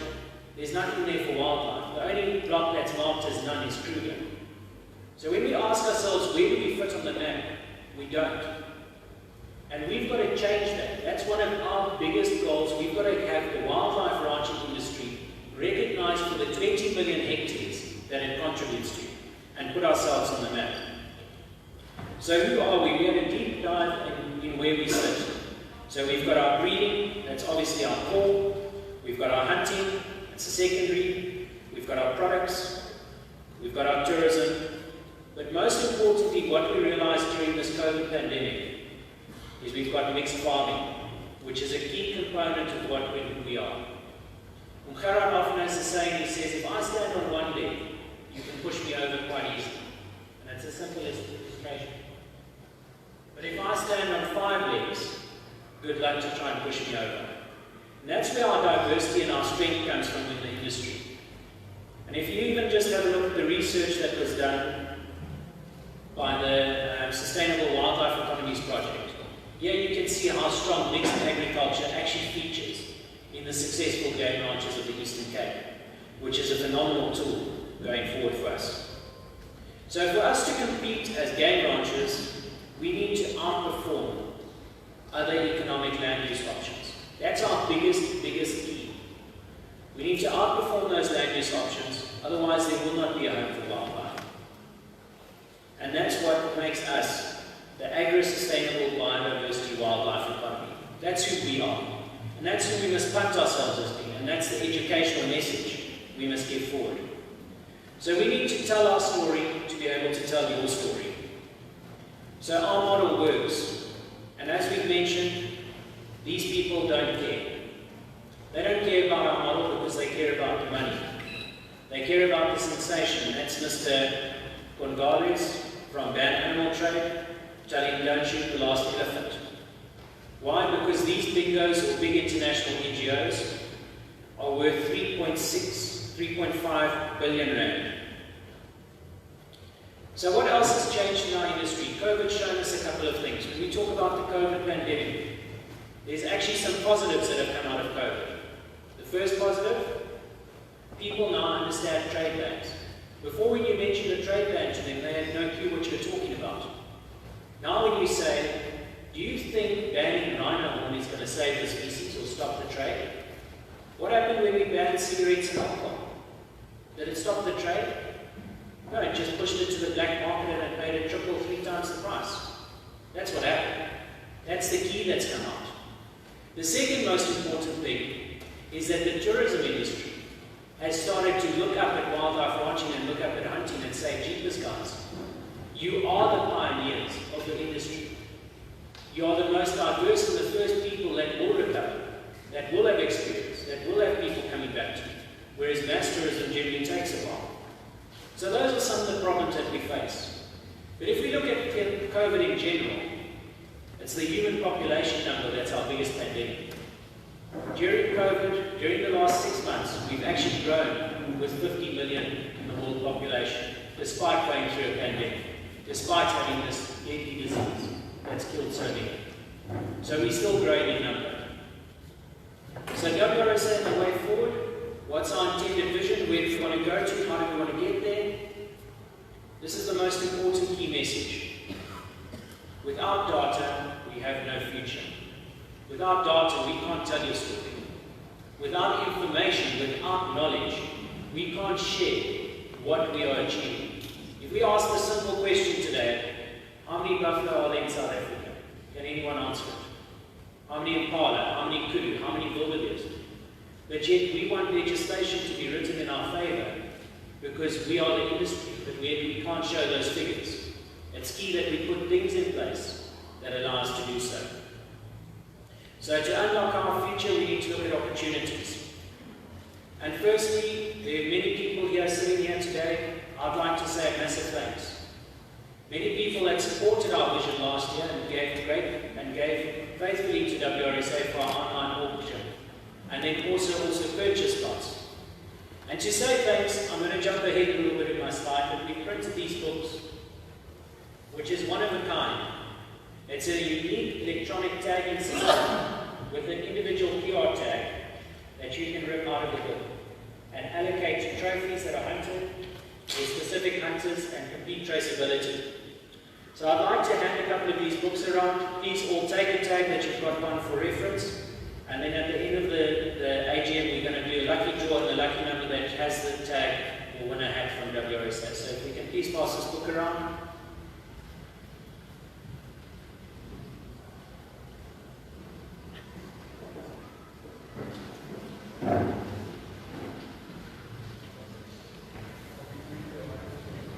And if you want, it's a product called tieback. You can write on it with a normal ballpoint pen. It's completely waterproof.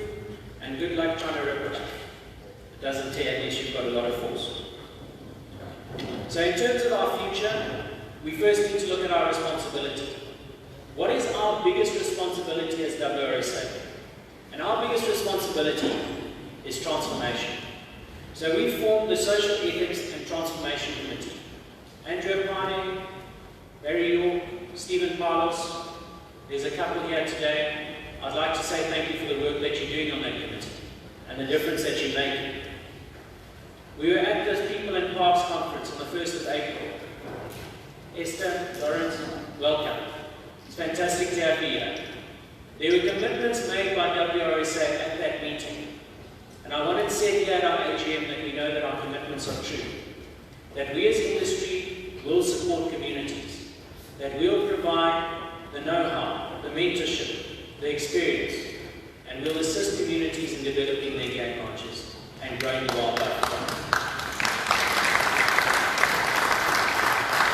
When we spoke at that very event, we spoke about 3 circles, and it's important that we understand these 3 circles. You've got government, you've got industry, and you've got communities.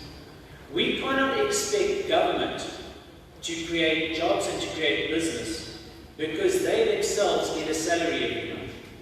They do not understand how business works. So how can you expect them to put the business models together for communities to make a living? It's the expertise of the mentors of the game ranchers on the ground that actually understand the day-to-day business that will make that difference. And it's important that we find unique ways of combining with incentives and initiatives going forward. Mabala Yarona, Andrew, Northwest, you guys are phenomenal. Let me tell you what, these guys have got their heads screwed on properly. They raised 23 million rand in the Northwest on the 4th of April. Fantastic initiative, well supported, and a unique samenvatting van 'n klomp mense. It was a phenomenal day, and it was a privilege for Wrsa to be part of it. And Andrew, from our side again, to Mabala Yarona, you've got Wrsa's complete cooperation, and we look forward to working with you. Even on the projects, with Pat Wildt, working behind the scenes, bringing unique projects with us, talking about doing debushing, land restoration, then getting job equity with employment, people debushing that forest, and those wooded areas, then taking that and converting it into charcoal, doing the entire value chain of business. That's where we need to focus. Gavin Shaw from the Eastern Cape, it's a privilege to have you here. Thank you for being here. Thank you for sharing this wonderful Eastern Cape with us. I had the privilege of seeing the most beautiful place in the world where I saw a waterfall fall directly into the sea. We don't understand how beautiful our country is, and it's through visiting these places that we get to see it. This was in Kambati in the Eastern Cape. Limpopo, we went up to the Transfrontier National Park there. Letaba, this was in the Northwest.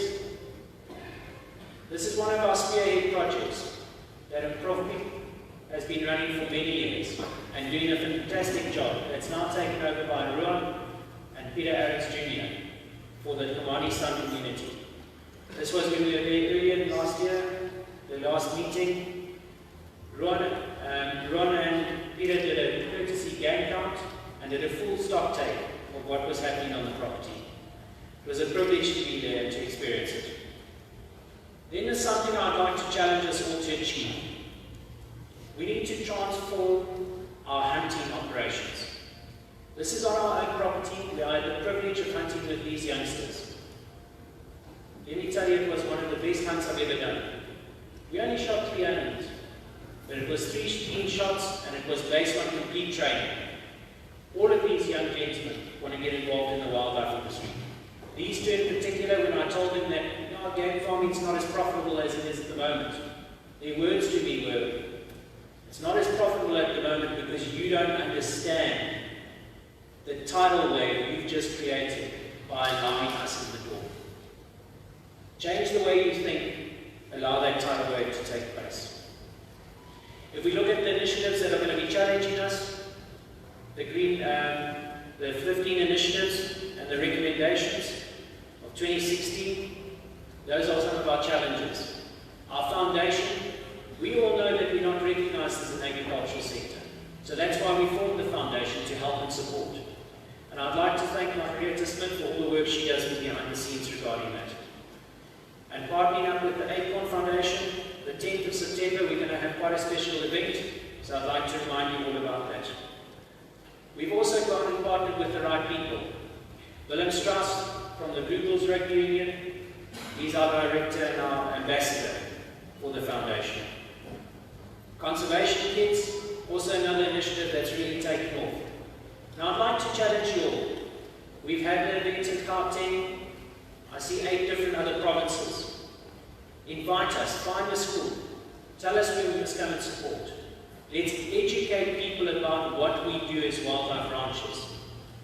Dr. Theo touched on it.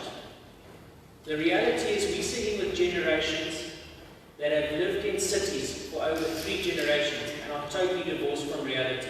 They don't know where their food comes from.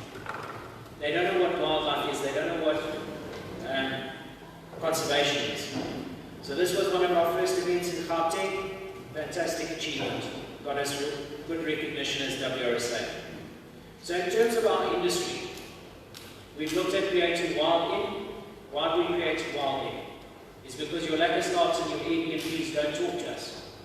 So we've gone and created our own initiative. And it's through that initiative of planting Wild Inn that I'm happy to mention that the Dreams Hotel, CISO, if you can stand up please. There we go at the back. Please guys, fantastic initiative. Opportunities to market directly to over 25,000 clients. These are initiatives that the directors, such as Nonkobela, have brought directly to our table. With Nonkobela in terms of tourism, she's also got us as a member of the Tourism Business Council. Makes a huge difference when we're talking about the value of wildlife ranching, when we're marketing what we do. So get involved, participate, share. This is a brief progress to date. I'm not going to go into it too much. We've touched on most of it. But please, CISA is here from Dreams. Go see it. If you're not registered yet, you're behind. And that's the reality. You're still sitting on that horse, and you haven't yet realized that there's a vehicle in front of you. And working with Dreams is that vehicle that will definitely promote your tourism side. Legal opinions, I'm going to spend a bit of time on this because this is often our burning questions.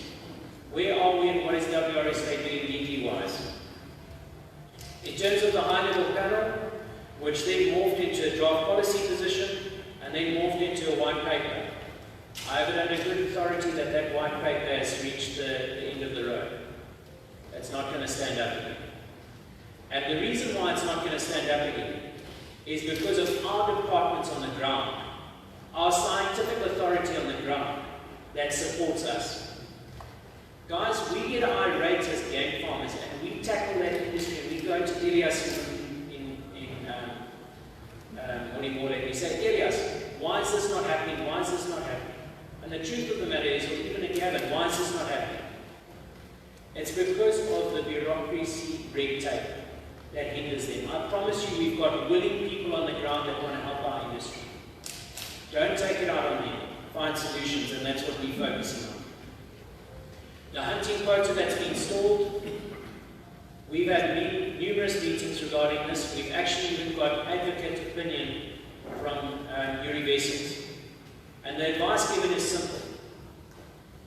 If we get involved with this court case as Wrsa, we're going to look at stopping the quota of these species for at least the next 2 years, because it's going to be a prolonged court case.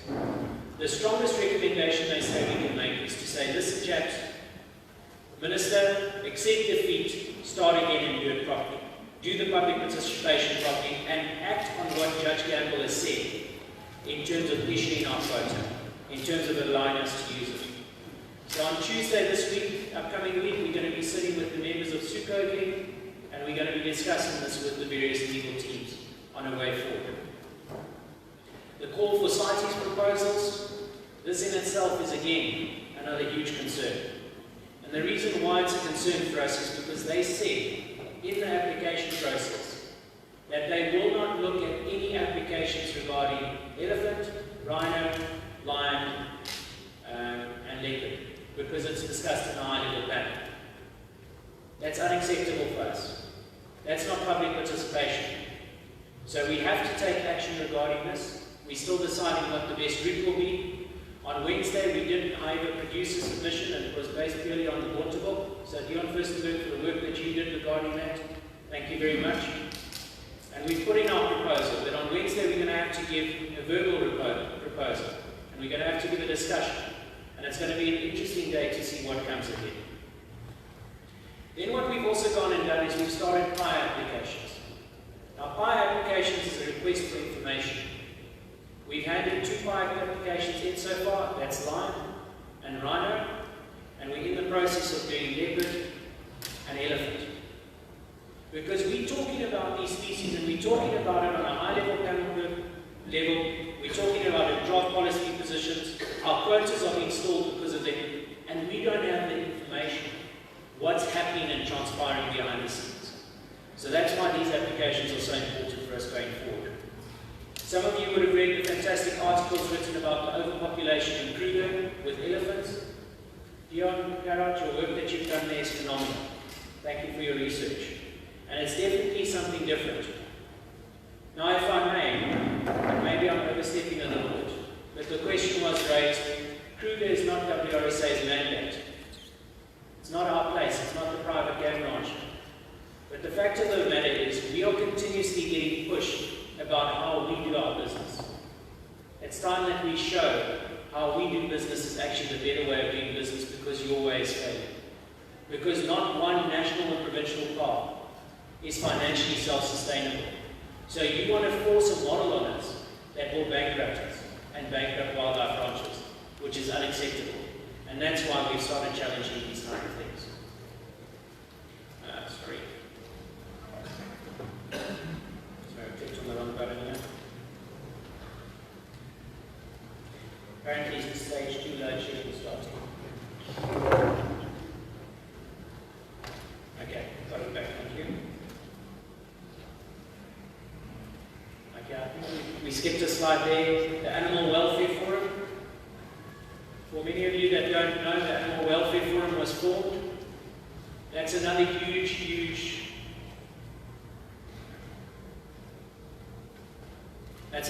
concern for us as wildlife ranching. How the Animal Welfare Forum was started is we have what we call the Wildlife Forum. The Humane Society wanted to join the Wildlife Forum, and we put our heels down as the SUCO representatives to say, you are not welcome because you are not pro-sustainable use. On the same day we had our Wildlife Forum meeting, the agenda item was removed. And we asked, where's the Humane Society's application? And they said, no, they've gone and formed an Animal Welfare Forum. We as an industry said, but for us as industry, animal welfare is my #1 priority. If my herd is not in top condition, if my animals are not looked after, if I don't look after them, they're not going to produce offspring for me, I'm not going to be viable. So we also want to be on this Animal Welfare Forum, and we were denied. And much like what happened with the Lion Colloquium, that's exactly what started with the Animal Welfare Forum. They're already talking about meetings in Parliament later this year that we'll need to go and attend to. We have also got legal advice on this, and we will be taking the right steps going forward. The ban on trophies in the UK, once again, working together makes us stronger. We've already spoken to parliamentarians from the UK regarding this. And despite what the news says, this is in its starting phase. All they've done is they've received news and information and feedback from the antics. They're yet to engage with the sustainable use sector. The Animal Improvement Act, many of you guys know about the court case brought by SA Hunters and EWT. In my opinion, deliberately derailing what we're trying to achieve as game ranchers. This court application will now be heard on the 6th of June in Victoria High Court, and this will have interesting impacts for our wildlife ranchers. We had 3 advocates' opinions regarding this, because we as WRSA were listed as a respondent.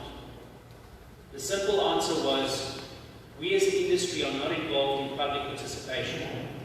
For us to get involved at the risk of losing based on public participation would be wasting our members' money. So, pending this outcome, we'll know where we're sitting.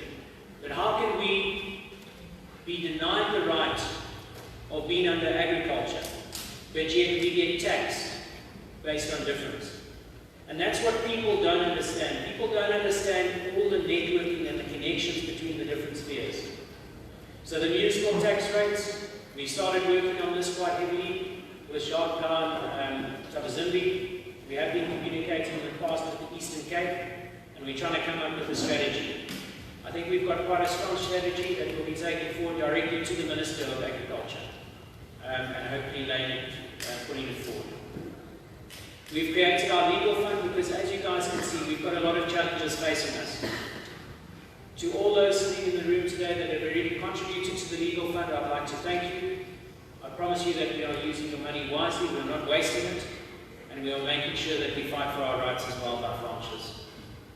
In terms of the non-detrimental findings, the scientific reports, we've had 2 in the last year, one being the Bontebok, and once again, first of all, for the wonderful work that you did. In that NDF, it's actually been written that over-regulation and ban and permitting can lead to the decrease of species, especially with the US Fish and Wildlife restriction on the import of trophies of Bontebok into the US. We're sitting with 182 trophies that cannot get into the US because of one province giving a management plan that wasn't supported by the rest of the industry or the rest of the country. In terms of the North Island NDF for non-detrimental finding for trophy hunting, that too was a positive result, and I'd like to thank all those involved. Then we're sitting with a unique situation. The work and the research that we're doing on the ground with the Sustainable Economies Project is starting to pay dividends. We had the Kenyan Ministry visiting South Africa to come and see our model works. Jacques and the members from Lumari, thank you very much for hosting us and fielding all those questions. But I'll never forget the time that we stopped at that sable and that entire vehicle started shaking with excitement. I couldn't understand what it was. Yes, they're beautiful sable in front of us, but why this whole change in attitude? And the reason was there were more sable in front of them at that current moment of time than they left in Kenya with 51 in Kenya, in that one herd. Then the discussion point started to say, we spoke about the red list, to say in South Africa these animals are not recognized. And they said, but we'll take them to Kenya and then we'll put them on the red list. That's the irony there, is people don't understand our model and don't understand the contributions we make. The Game Meats Academy that's been formed with Crown National and Safari, also another fantastic achievement. Evan Visser, who's driving that initiative with Anki, thank you very much. The work, the time, the effort you guys are putting in is phenomenal. Now we are having the Boerewors competition. I hear Evans entered four different types. So please support everyone else. I don't want to take it first, second, and third, and fourth place. Right, which now moves us on to our future. The Sweat project, fantastic results. We've discussed that in depth. Everyone that was involved in the Popo, thank you. We've seen the results from the Eastern Cape, that we provide double employment compared to any other form of livestock agriculture. Those are huge figures. Those are figures that are now starting to come through and show what we contribute. In terms of our marketing and communication, Motso Mapai, you're a fantastic director. I know you have got COVID and you can't be here, so I hope you're listening online. But thank you very much for all the work you've done. And Margareta doing the work behind the scenes in terms of the graphics, getting us on Facebook, Twitter, and Instagram. Now, many of you, we had that discussion about the horses and the cars, how we've evolved as industry, and how we've evolved with technology to now have things in the cloud.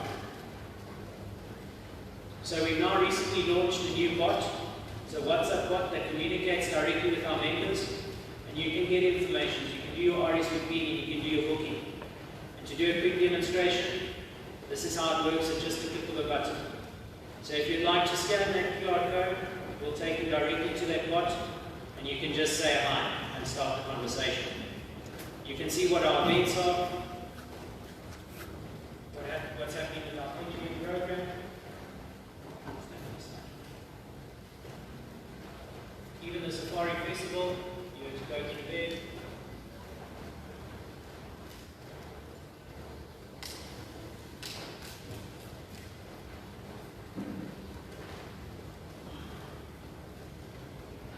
And even our newsletters that you should now see shortly.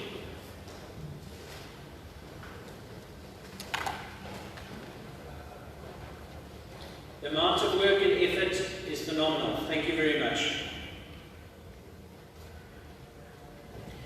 So we were speaking earlier about that cartoon that talks We've gone and worked and put a lot of development in terms of spiral, and we're putting together an entire communication campaign that we communicate on a different level, that we push and we educate people about what we're doing. And we're very excited about that. Alex Wrsa from Namibia, thank you very much. I see you've just downloaded the bot. Appreciate you guys for being here. And Jacques Crick, I'll say. Ek bly jy ken daarom jou naam, Jacques. Okay, sorry, I clicked too quickly there. And also we've gone and redeveloped our website. This is the new look and feel. Please, it's still on the same domain. You're welcome to go have a look. The work that Wrsa Agm have put behind the scenes is phenomenal. I think it's a new look and feel, and it's a positive image for our industry. Here you can see who's involved and who our supporters are, and then who's supporting us as the industry with the auction last year. Thank you once again, Stuart, for these. Then lastly, our game. The outbreak of foot and mouth disease has definitely put an issue on a lot of what we're doing in the industry. It's restricted the movement and put a lot of new challenges forward. Here you can see how it's been expanded in the Limpopo and KwaZulu-Natal.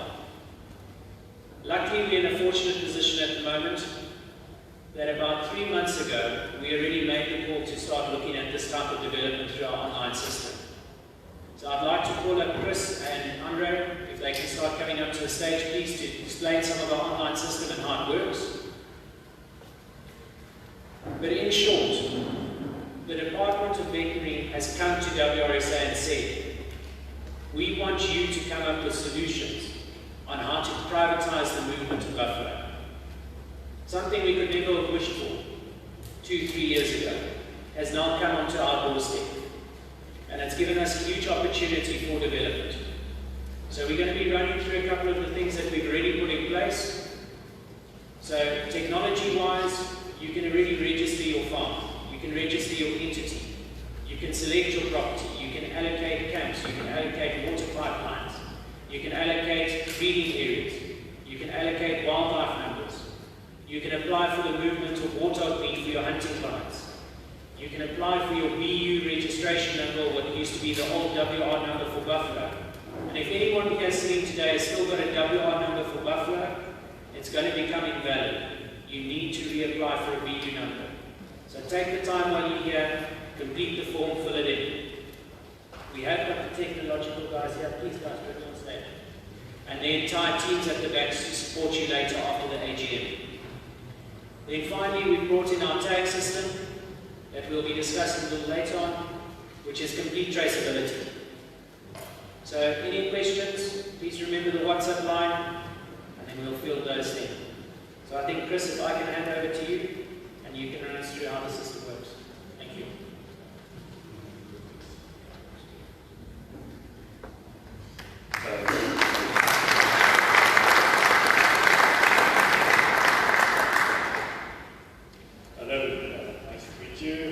First of all, thank you for Richard and the Wrsa board and all the members for allowing us to be part of this exciting project.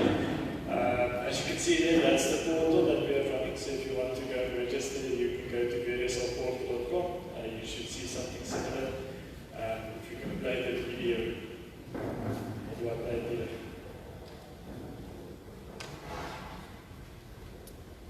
Richard,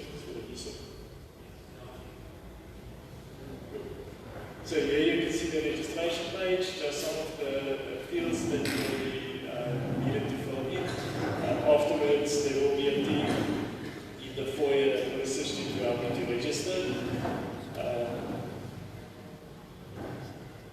And then when you have registered, you will be able to go and register your farm.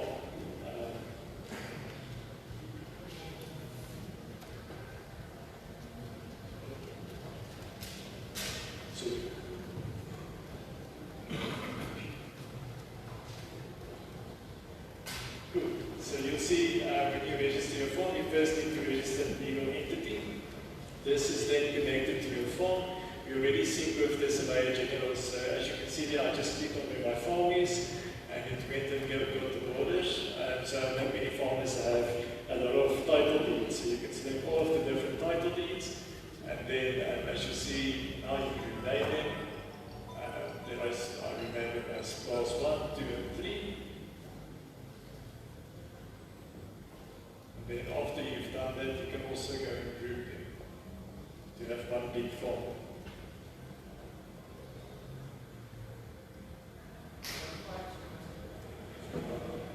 So what's quite important about what you guys are seeing here is, for the first time, we've got complete traceability of where the farm is. It cannot be duplicated to say you're in a certain area and you're not. So when we're talking about buffalo biosecurity outbreaks, everyone's quick to say it's the buffalo breeders that have caused a lot of the issues with foot and mouth. For the first time, we'll be able to show exactly what movement's taking place and to do back tracing on where and how wildlife's moved in the country. And we can now talk with complete honesty, say who's the real landowner of their property and what wildlife is taking place there. So there you can see it shows exactly how many hectares it is with the various title deeds attached. Yeah, so there's something about this whole GIS system that also can sync with the Department of Health, the red zones, to know in which sickness area you are as well. If we go to the next slide.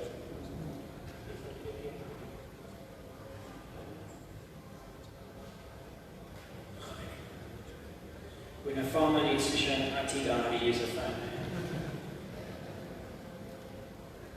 Perfect. So there we can see, oh, that's a bit far.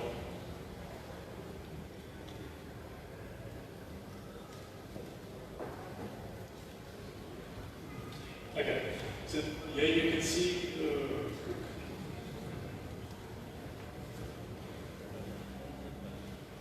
there's a video that you can play for us now. Yes. So when you've registered your farm, you'll be able to draw wildlife blocks on it, which I'll show shortly for us now on the big screen. So basically just zoom into your farm, click on Manage Objects, and with our polygon tool you can click on any place on the farm and draw where your wildlife blocks are. You can draw as many as you want, and then you can see you can draw it in any shape or form which your fence is going into. As you can see, there is multiple property types that you can also put in, so you can mark your pipelines, no matter where they are, and also say how deep they are, so that someone doesn't go over that thing when they're plowing the field. And then, yeah, so you can see we chose the wildlife block, then you can add activity to that wildlife block. So you have wildlife and crops at this stage, livestock will also be included in the next space. So you enter the amount of animals that you have, search the animal that's in the block, and save, and then you can add multiple of those activities. So this all forms part of your data foundation of where we can start to extrapolate what works and just make some interesting predictions. And you can also state which crops is in the land as well. So after the hunter, then they see that these horns of these animals are bigger in this field or wildlife block, then we can go and look at what type of crops is in the field that allows them to grow so big. Cool. Can we go to the presentation again?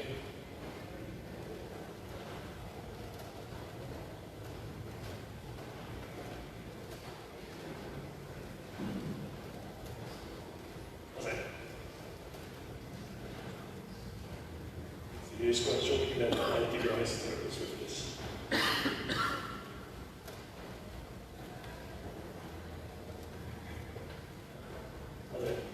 Okay, so here's the permit options. So we already have a buffer application to register. So we have all the application change of ownership or amendment of current registration that you can do. We already put in your form that you're registering for, and then the size is also pulled in depending on the block, the wildlife block that you've drawn in the previous slide. We'll put that in as well. Then you can also upload your proof of ownership, and then also the nature conservation proof of adequate fencing for your bowline, for your farm that you can also upload. Then you just agree to the terms of the declaration, and this is then hopefully sent to the state that they can approve it, and later on to the BEO as well. Then also under the permits we have the warthog and bush pig permits. So this is, I think at this stage not with the group, but we're looking to take it on register. And then agreeing to the terms, you can also read on the Animal Disease Act, and then goes through to be resolved to approve. So there you can see the steps where it's in. The water and bushmeat permit has 2 steps before you can issue permits, and then as you can see, you can also save your applications. Here we are issuing a permit, so this is if there's not a hunter on the system yet. You can put in the transporter details and also the hunter details, and that then creates a big permit.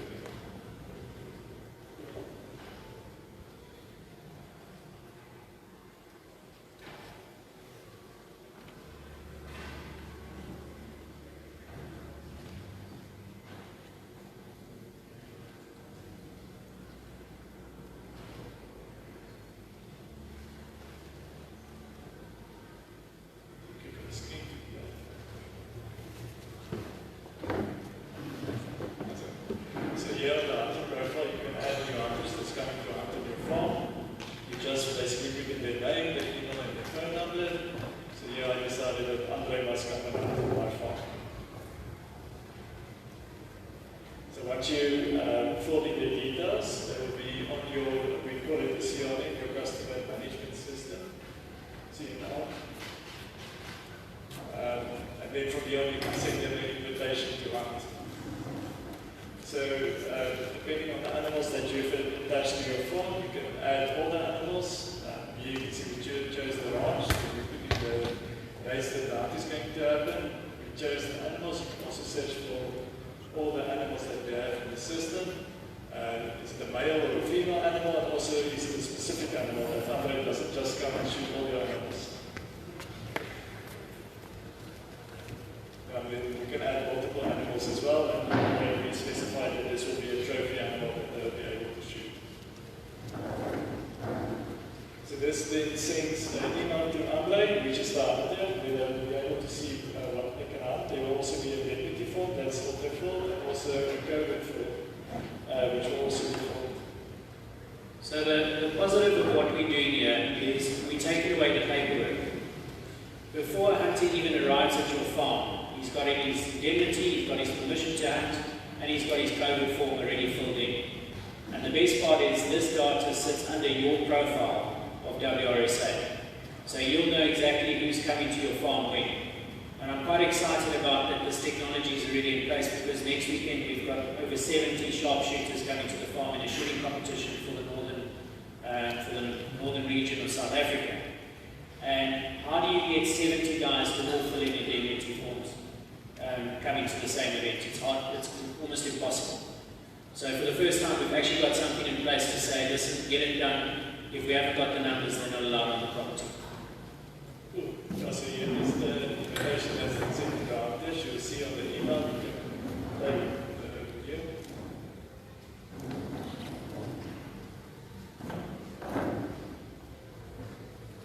Okay. So you'll see the invitation that's sent to the hunter. There it states what they can hunt. And then also there on the attached files, you'll be able to see the COVID form that's auto-filled. And if the hunter is already registered on AFN, you'll put in the signature, and also you'll be able to fill in that questionnaire online. And then here's the indemnity form that's also already filled in with the hunter's name and details, and then the signature will also be placed if it's a BLSR member with his consent.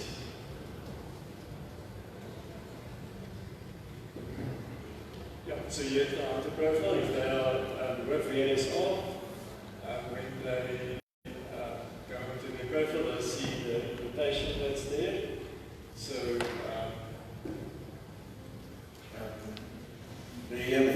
Chris, just to make sure this is when the hunter goes on, this is what he sees. Correct, yeah. So you'll be able to see, if you fix on the eye, what animals he can hunt, and also then you can accept or reject the invitation if it's maybe was sent in error to. And it will also be added to his calendar. And some cool thing that we also got in the personal documents is to add your gun license or driver's license or so, and it's stated when it will expire. So the nice thing of to have this repository of your personal documents is, let's say with the Buffalo registration to apply, you need figure documents. So if we have all the documents in one place, we can have an export tag ready for your figure documents to be downloaded from the system or to be submitted with your application. So you'll see I uploaded a firearm license, and they will be expiring in 229 days. And I will also get a message on WhatsApp and email in 100 days time that tells me I need to reapply. What is also quite nice about this functionality is that for the first time, you're not going to get to phoning you and saying, kan ek asseblief daai briefie gaan kry vir my 4 wapenlisensie? Ek kort gou-gou 'n briefie man, ek moet môre, maar ek het 3 jaar laaste jaar gejaag, maar ek soek vir daai briefie asseblief. So on the system, they'll be able to go and literally print all the forms that they've ever had to run in one go. So that it streamlines that process again. And I handle the tags. So these are the books that we've been handing around. Some of you guys would have seen. You've got your cover for your book. You've got your tag, which is completely personalized in terms of your logo, your contact details. I use Piridot here as just an example. And every single QR code that you guys saw today is unique. It's got its own tag verification. So no 2 QR codes are the same in that book. The white tag that remains behind is for your skinner, your farm manager, whoever to fill in and complete who might not be on the system, where you can say it's a carcass, it's a back skin, it's a skull, can do the measurements, who hunted it when, because that QR code matches with the top one. So at a later stage you can just go through the book and allocate accordingly. But the idea being when that red tag on that trophy gets to the taxidermist, he has to do no form of record searching in terms of permits, in terms of details of the clients. It's literally scan the QR code and you've got all the relevant information at the touch of the fingertip.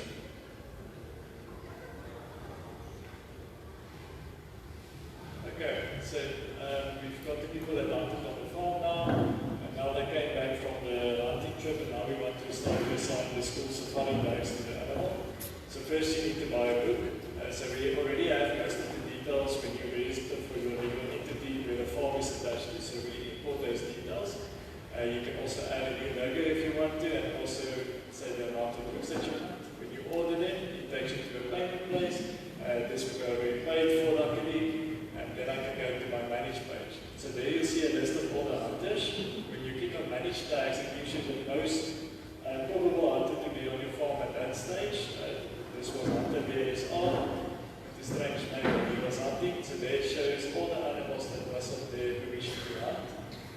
And this excites me here because with livestock farming you can put your cattle into a kraal and you can check their health and the size and weigh them. But this is a way to see how your wild animals are doing.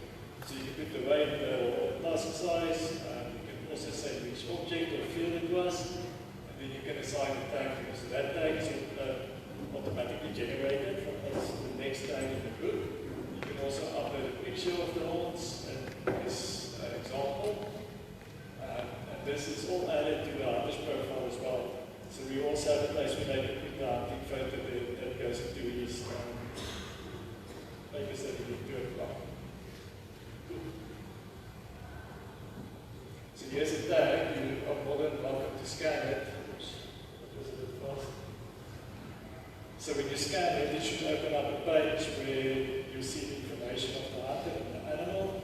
It looks basically like this. So anybody that scans it will be able to see the type of tag or the allocated to which part was allocated. You'll be able to see the animal species.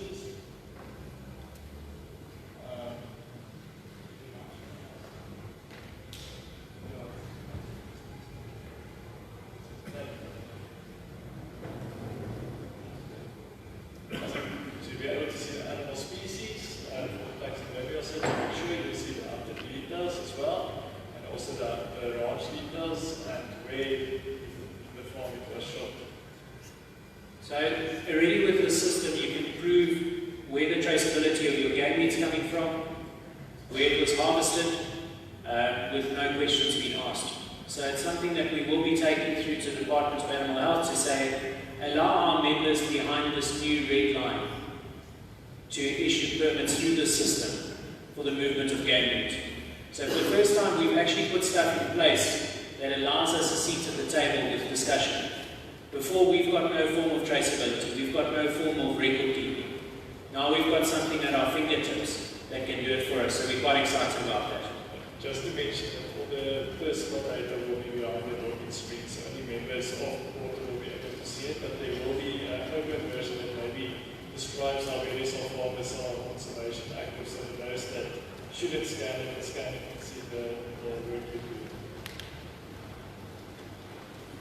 Okay, so here we have the permit, so let's say that was a water that the guy shot. So if you issue the water permit,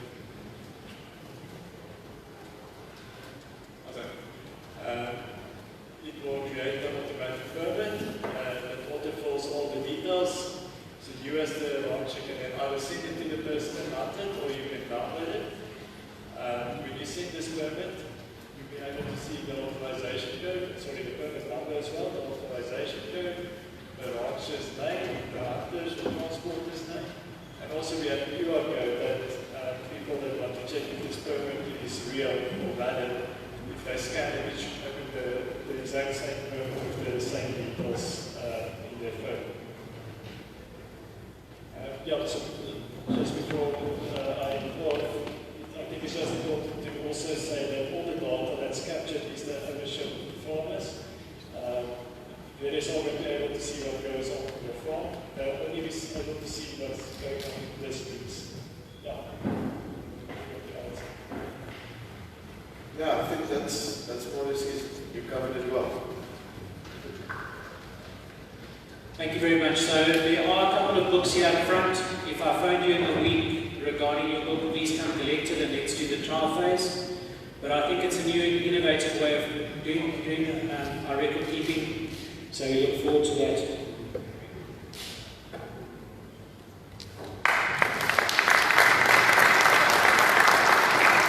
While we've got Chip on the stage, I just want to make a reference to him. Remember, all our data is stored in the cloud, and it's completely yours. What Wrsa itself will see is only collective data. When there will be incidents of traceability, it will be totally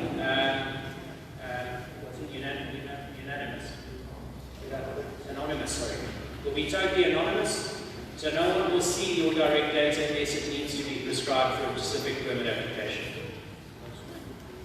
Okay, there was just a quick question there in terms of the data, where it's being stored and so forth. So we use AWS cloud services with backup systems in place so that when the data is stored, there's always a backup of that data as well. So your data won't just disappear overnight. Let's say a hard drive fails or something like that. And AWS has been proven as one of the most robust solutions for cloud storage out there, so that's why we use them.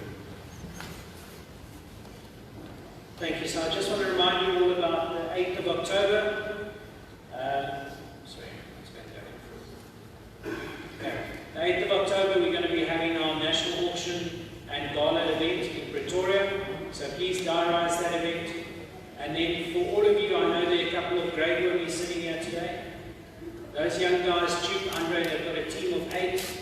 They're literally behind the entry there. Go see them.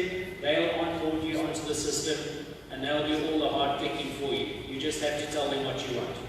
So don't stress about it. Don't think that you're going to have to get your grandson or granddaughter to do it for you. We have got a team to assist and we'll gladly help so. So please go see them. They're going to be here for the whole day. And yeah, thanks, John.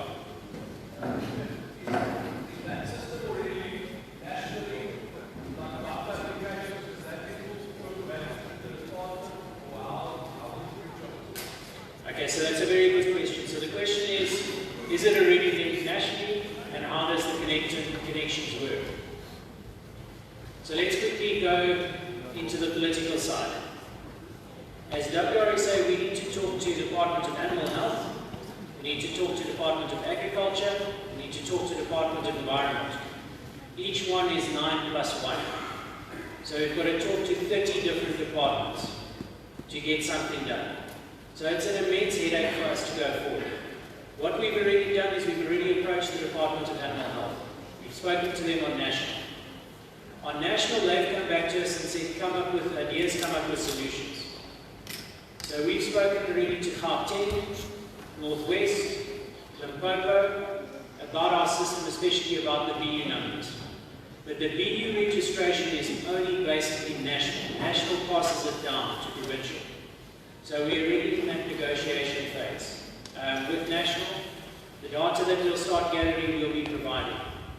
And it's one of those situations where they came to us and they said, the first biggest priority they need to do is they need to convert the WR numbers to the BU numbers. So we as industry said, no problem, give us the information, we'll communicate to everyone and we'll get that. One polite gentleman in the meeting said, but you as WRSA are not allowed to have my information.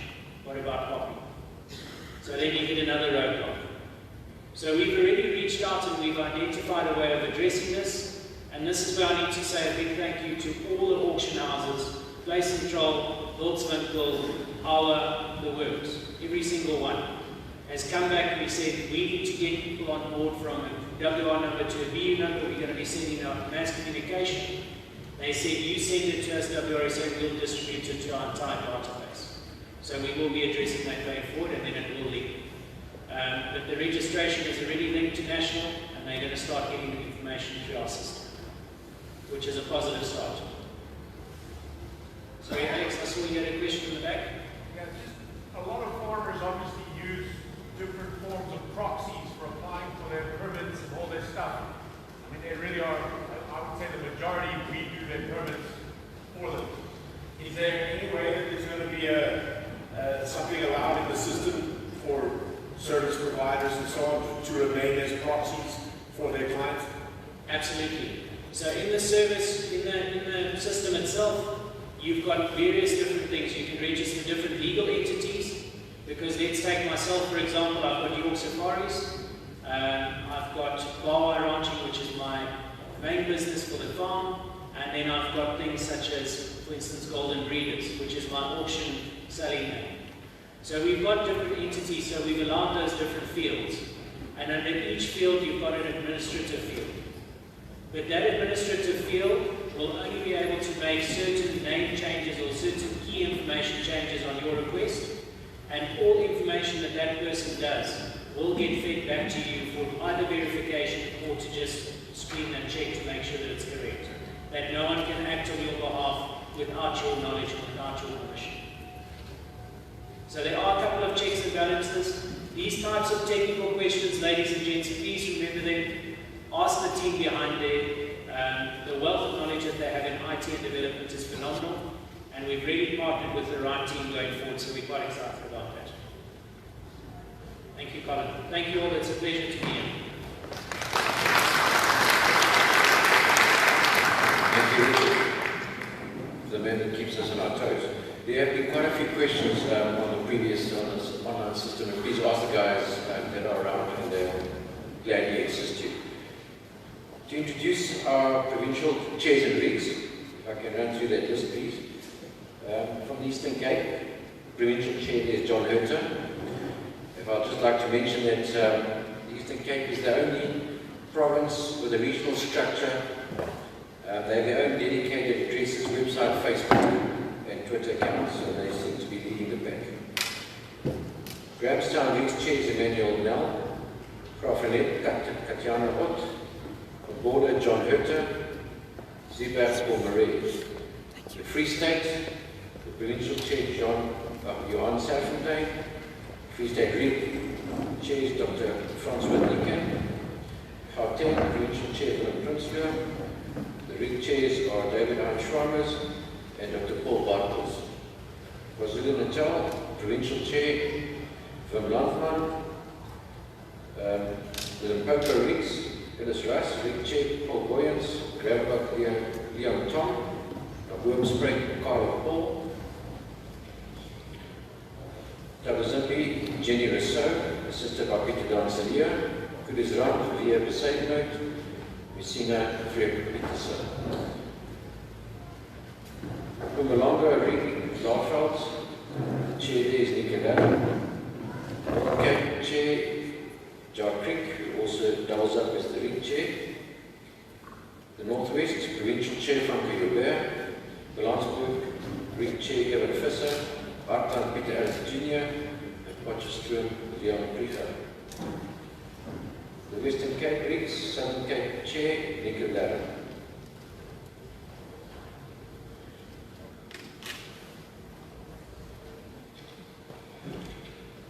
Alright, that brings us to the question and answer session. As I said, we received quite a number of questions pertaining to the online platform. If I could get Richard up here for me.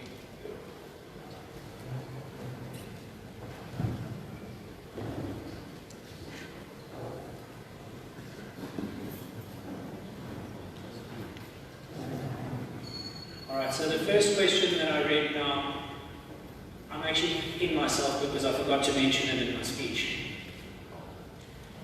What do we do with all our excess game skins? What do we do with all our excess horns? Now, through this tag system, you'll see there that you've got the various tick boxes. So what we're looking at as a possible opportunity for wildlife ranchers is that game farmers or hunters that want to donate their excess skins and horns can do so to the Wrsa Foundation. You'll then get an 18A tax certificate that you can use as a write-off, and then those skins will go to what we hope to develop as community centres that does development of leather goods, curios, that does skills and uplifting, and does proper transformation. That's one of our objectives that we've got in the future for the next 3 years. And it's something that we're driving quite hard with our super partners. And if I can be honest, the person who had this visionary idea is Dr. Herman Else, and I support it fully. And I think it will be something that can definitely provide unique opportunities. For instance, that leather hat that we've got here that we'll be handing out when we do the draw, that's made from wildebeest skin from our farm. A product that's normally just left to rot. And even for our golf day that's taking place on the 28th of July, we're going to be handing out those safari hats. Safari hats that we sell for anything between 500 and 750 Rand a hat. So it's a fantastic, fantastic initiative for us going forward. If we can please have the rest of those questions.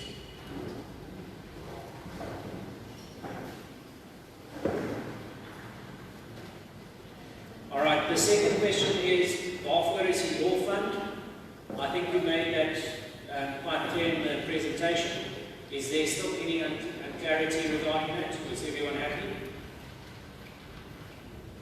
The question, are you happy? Okay, thank you. When can we expect the results of Sweat Limpopo project? I think for the Eastern Cape it took about 6 months for the final results. So we can possibly be looking at the same thing probably August, September, more or less going forward. We do know that Sweat wants to roll out through the rest of the country, and that also gives us another unique opportunity. Groen's events has been brought to our door. That's an initiative from the department in Sandy, where they want to position over 1,000 students to do research. The WRSA is definitely going to be applying for some of these students, so the department pays all their monthly salary. We then need to provide them with board and lodging. And those type of students can help our members with EIA reports, soil analysis, those type of things on their property. So it's also another opportunities for us going forward that we're going to get involved in. How do we improve ownership of a title deed online? I think that would probably have to be done with a certificate, but we'll address that question going forward. What will happen is that we'll get 2 conflicting results should 2 people claim the same title deed. So if 2 people are claiming the same title deed, the system will notify us that there are 2 overlapping properties, and we'll notify both thereof and see what the results are. Will this farm management system come in the form of the app, or will it be working off the web? So that's the devil in the detail. Unfortunately, you always need both. So we are going to have to develop an app, and why are we going to have to develop an app is because you saw on those farm maps when you could plot the boundaries of your property. We've already been in discussions with Cape Nature that says they have not got the capacity to send out a representative to go do fence inspections all the time. So we made a proposal to them. We said it's very simple. You'll know exactly what the farm boundaries are, plot 10 points and give the farmer 28 hours to take a photo of each point on his property. Within reason, of course. With a GPS connection on your phone, you go take the pictures, everything is GPS linked, there's your application for your certificate of adequate enclosure. So those are the opportunities that we have there. I'd like to know is the security, especially on TOTS animals. So TOTS animals, your data is your data. What we as WRSA will see, let's for instance take rhino, is I'll not be able to go in and say, oh fantastic, Mr. John, you've got so many rhino. What I will be able to see is that there's so many rhino in the waterbird, there's so many rhino in the popo, and there's so many rhino national. That's what we'll be able to see as WRSA. Remember, we are not interested in your personal business as individual. We are interested in the collective. I'm not going to be able to promote the industry by promoting one individual. I'm going to be able to promote the industry by promoting a collective of information. And that's what we are going to have access to as WRSA, is the collective data, not individual data. And then the question from last one here, the Popo Investment Conference, as to why permits are needed for hunting wildlife when no permit is needed for cattle, sheep, pigs, etc. Is WRS aiming to get permits done away with for most wildlife, excluding endangered species? I think that must be one of our long-term goals. But you cannot go and say that we want to do self-regulation. That's out of our field as WRSA. What we can do is we can do self-administration. And what will happen once we can start proving what we can do with self-administration through our system will potentially open the doors for a lot of red tape and a lot of movement protocol going forward. I hope I've addressed all the questions. Are there any other questions? Any that came through? Or anyone from the floor that would like to raise a question?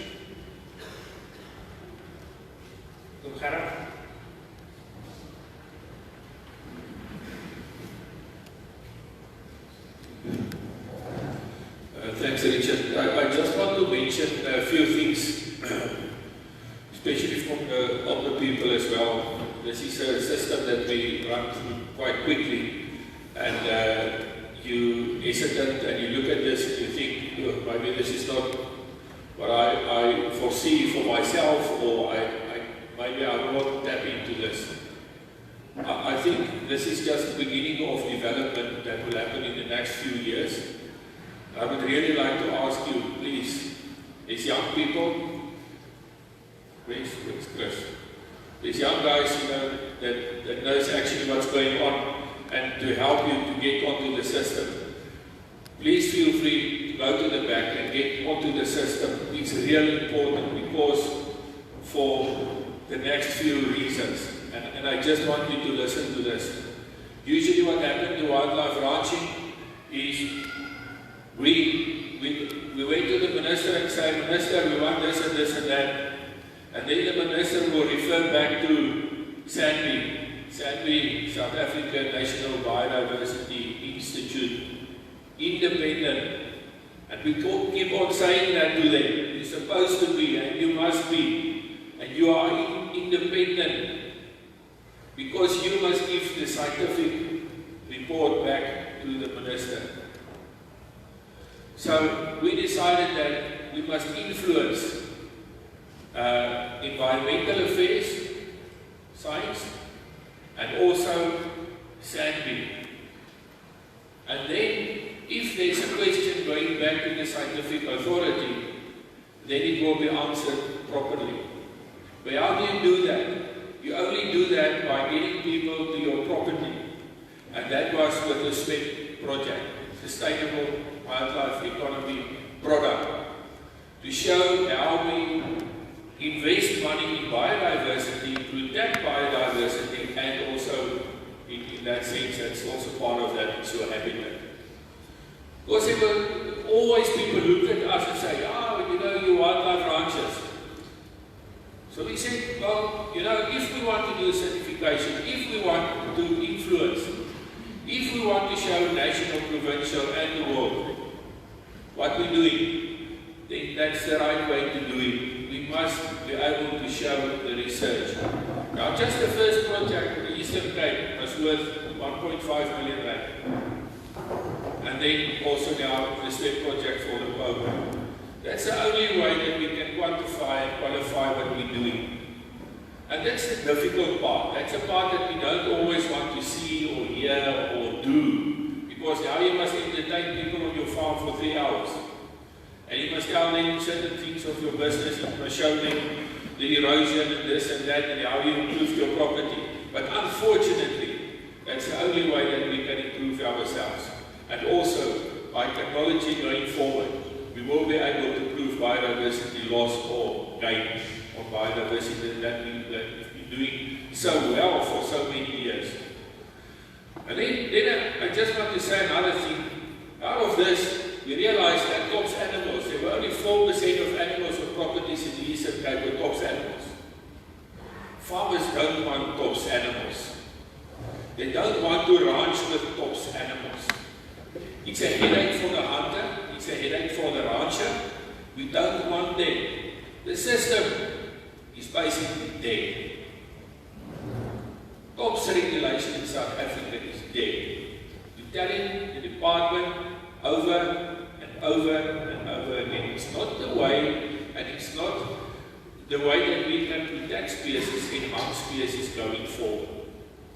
There must be a new system, there must be a new way that we can do that one. So just understand that the science behind this and the research behind this, first of all, we must be able to prove ourselves. Then we can go anywhere. We can go to court, we can quantify ourselves national and international. And by saying that, I want to say to you, there's people like Professor Adam Hart, Amy Dickman, some of you will know these people. In the past, not really good things to say about wildlife ranching. But please go and have a look what they've got to say now, after the SLED project that happened, and that they can see in the Eastern Cape. Now they start to make headways in the UK, France, Europe, to say, guys, look at this model. It was long overdue to get the information from the wildlife ranchers. And if we can't influence on the basis of research, and if we can't qualify and quantify what we're doing on that basis, then we've got a problem. And that is why it's so difficult for us sometimes to go to you and say, please, rancher, please help us, we need this. Because we need to take this forward, and we need to build the industry. And the only people that can help us is basically you. So if this is not good to look at this, maybe it will look like Star Wars. I know that. That is the first reaction that I had when they showed me this. I said, well, guys, slow down, slow down, slow down. But the young people, if you give this to the young people, you know it's like a game that they play.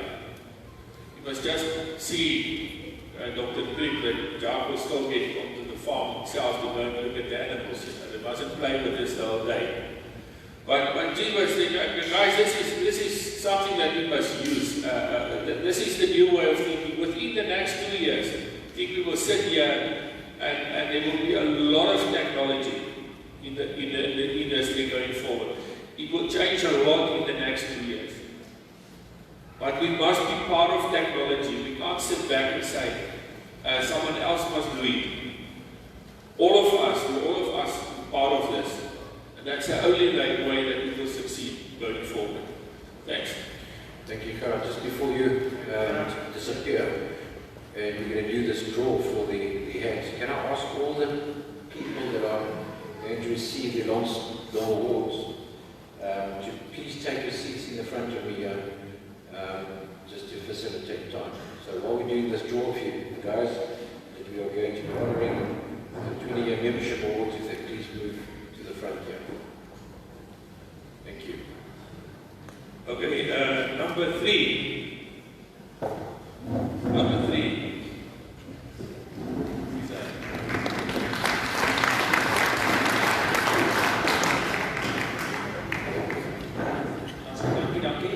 So we've got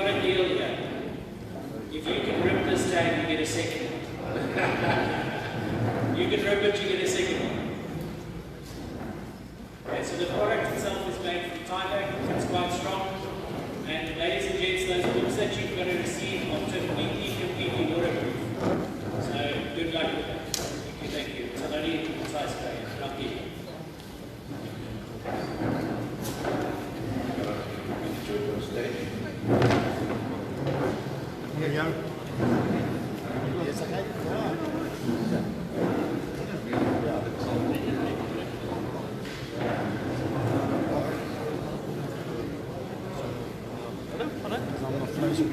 Ja, nu är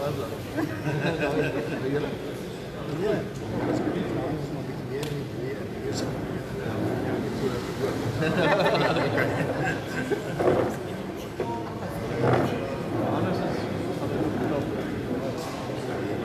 Renet net weer in.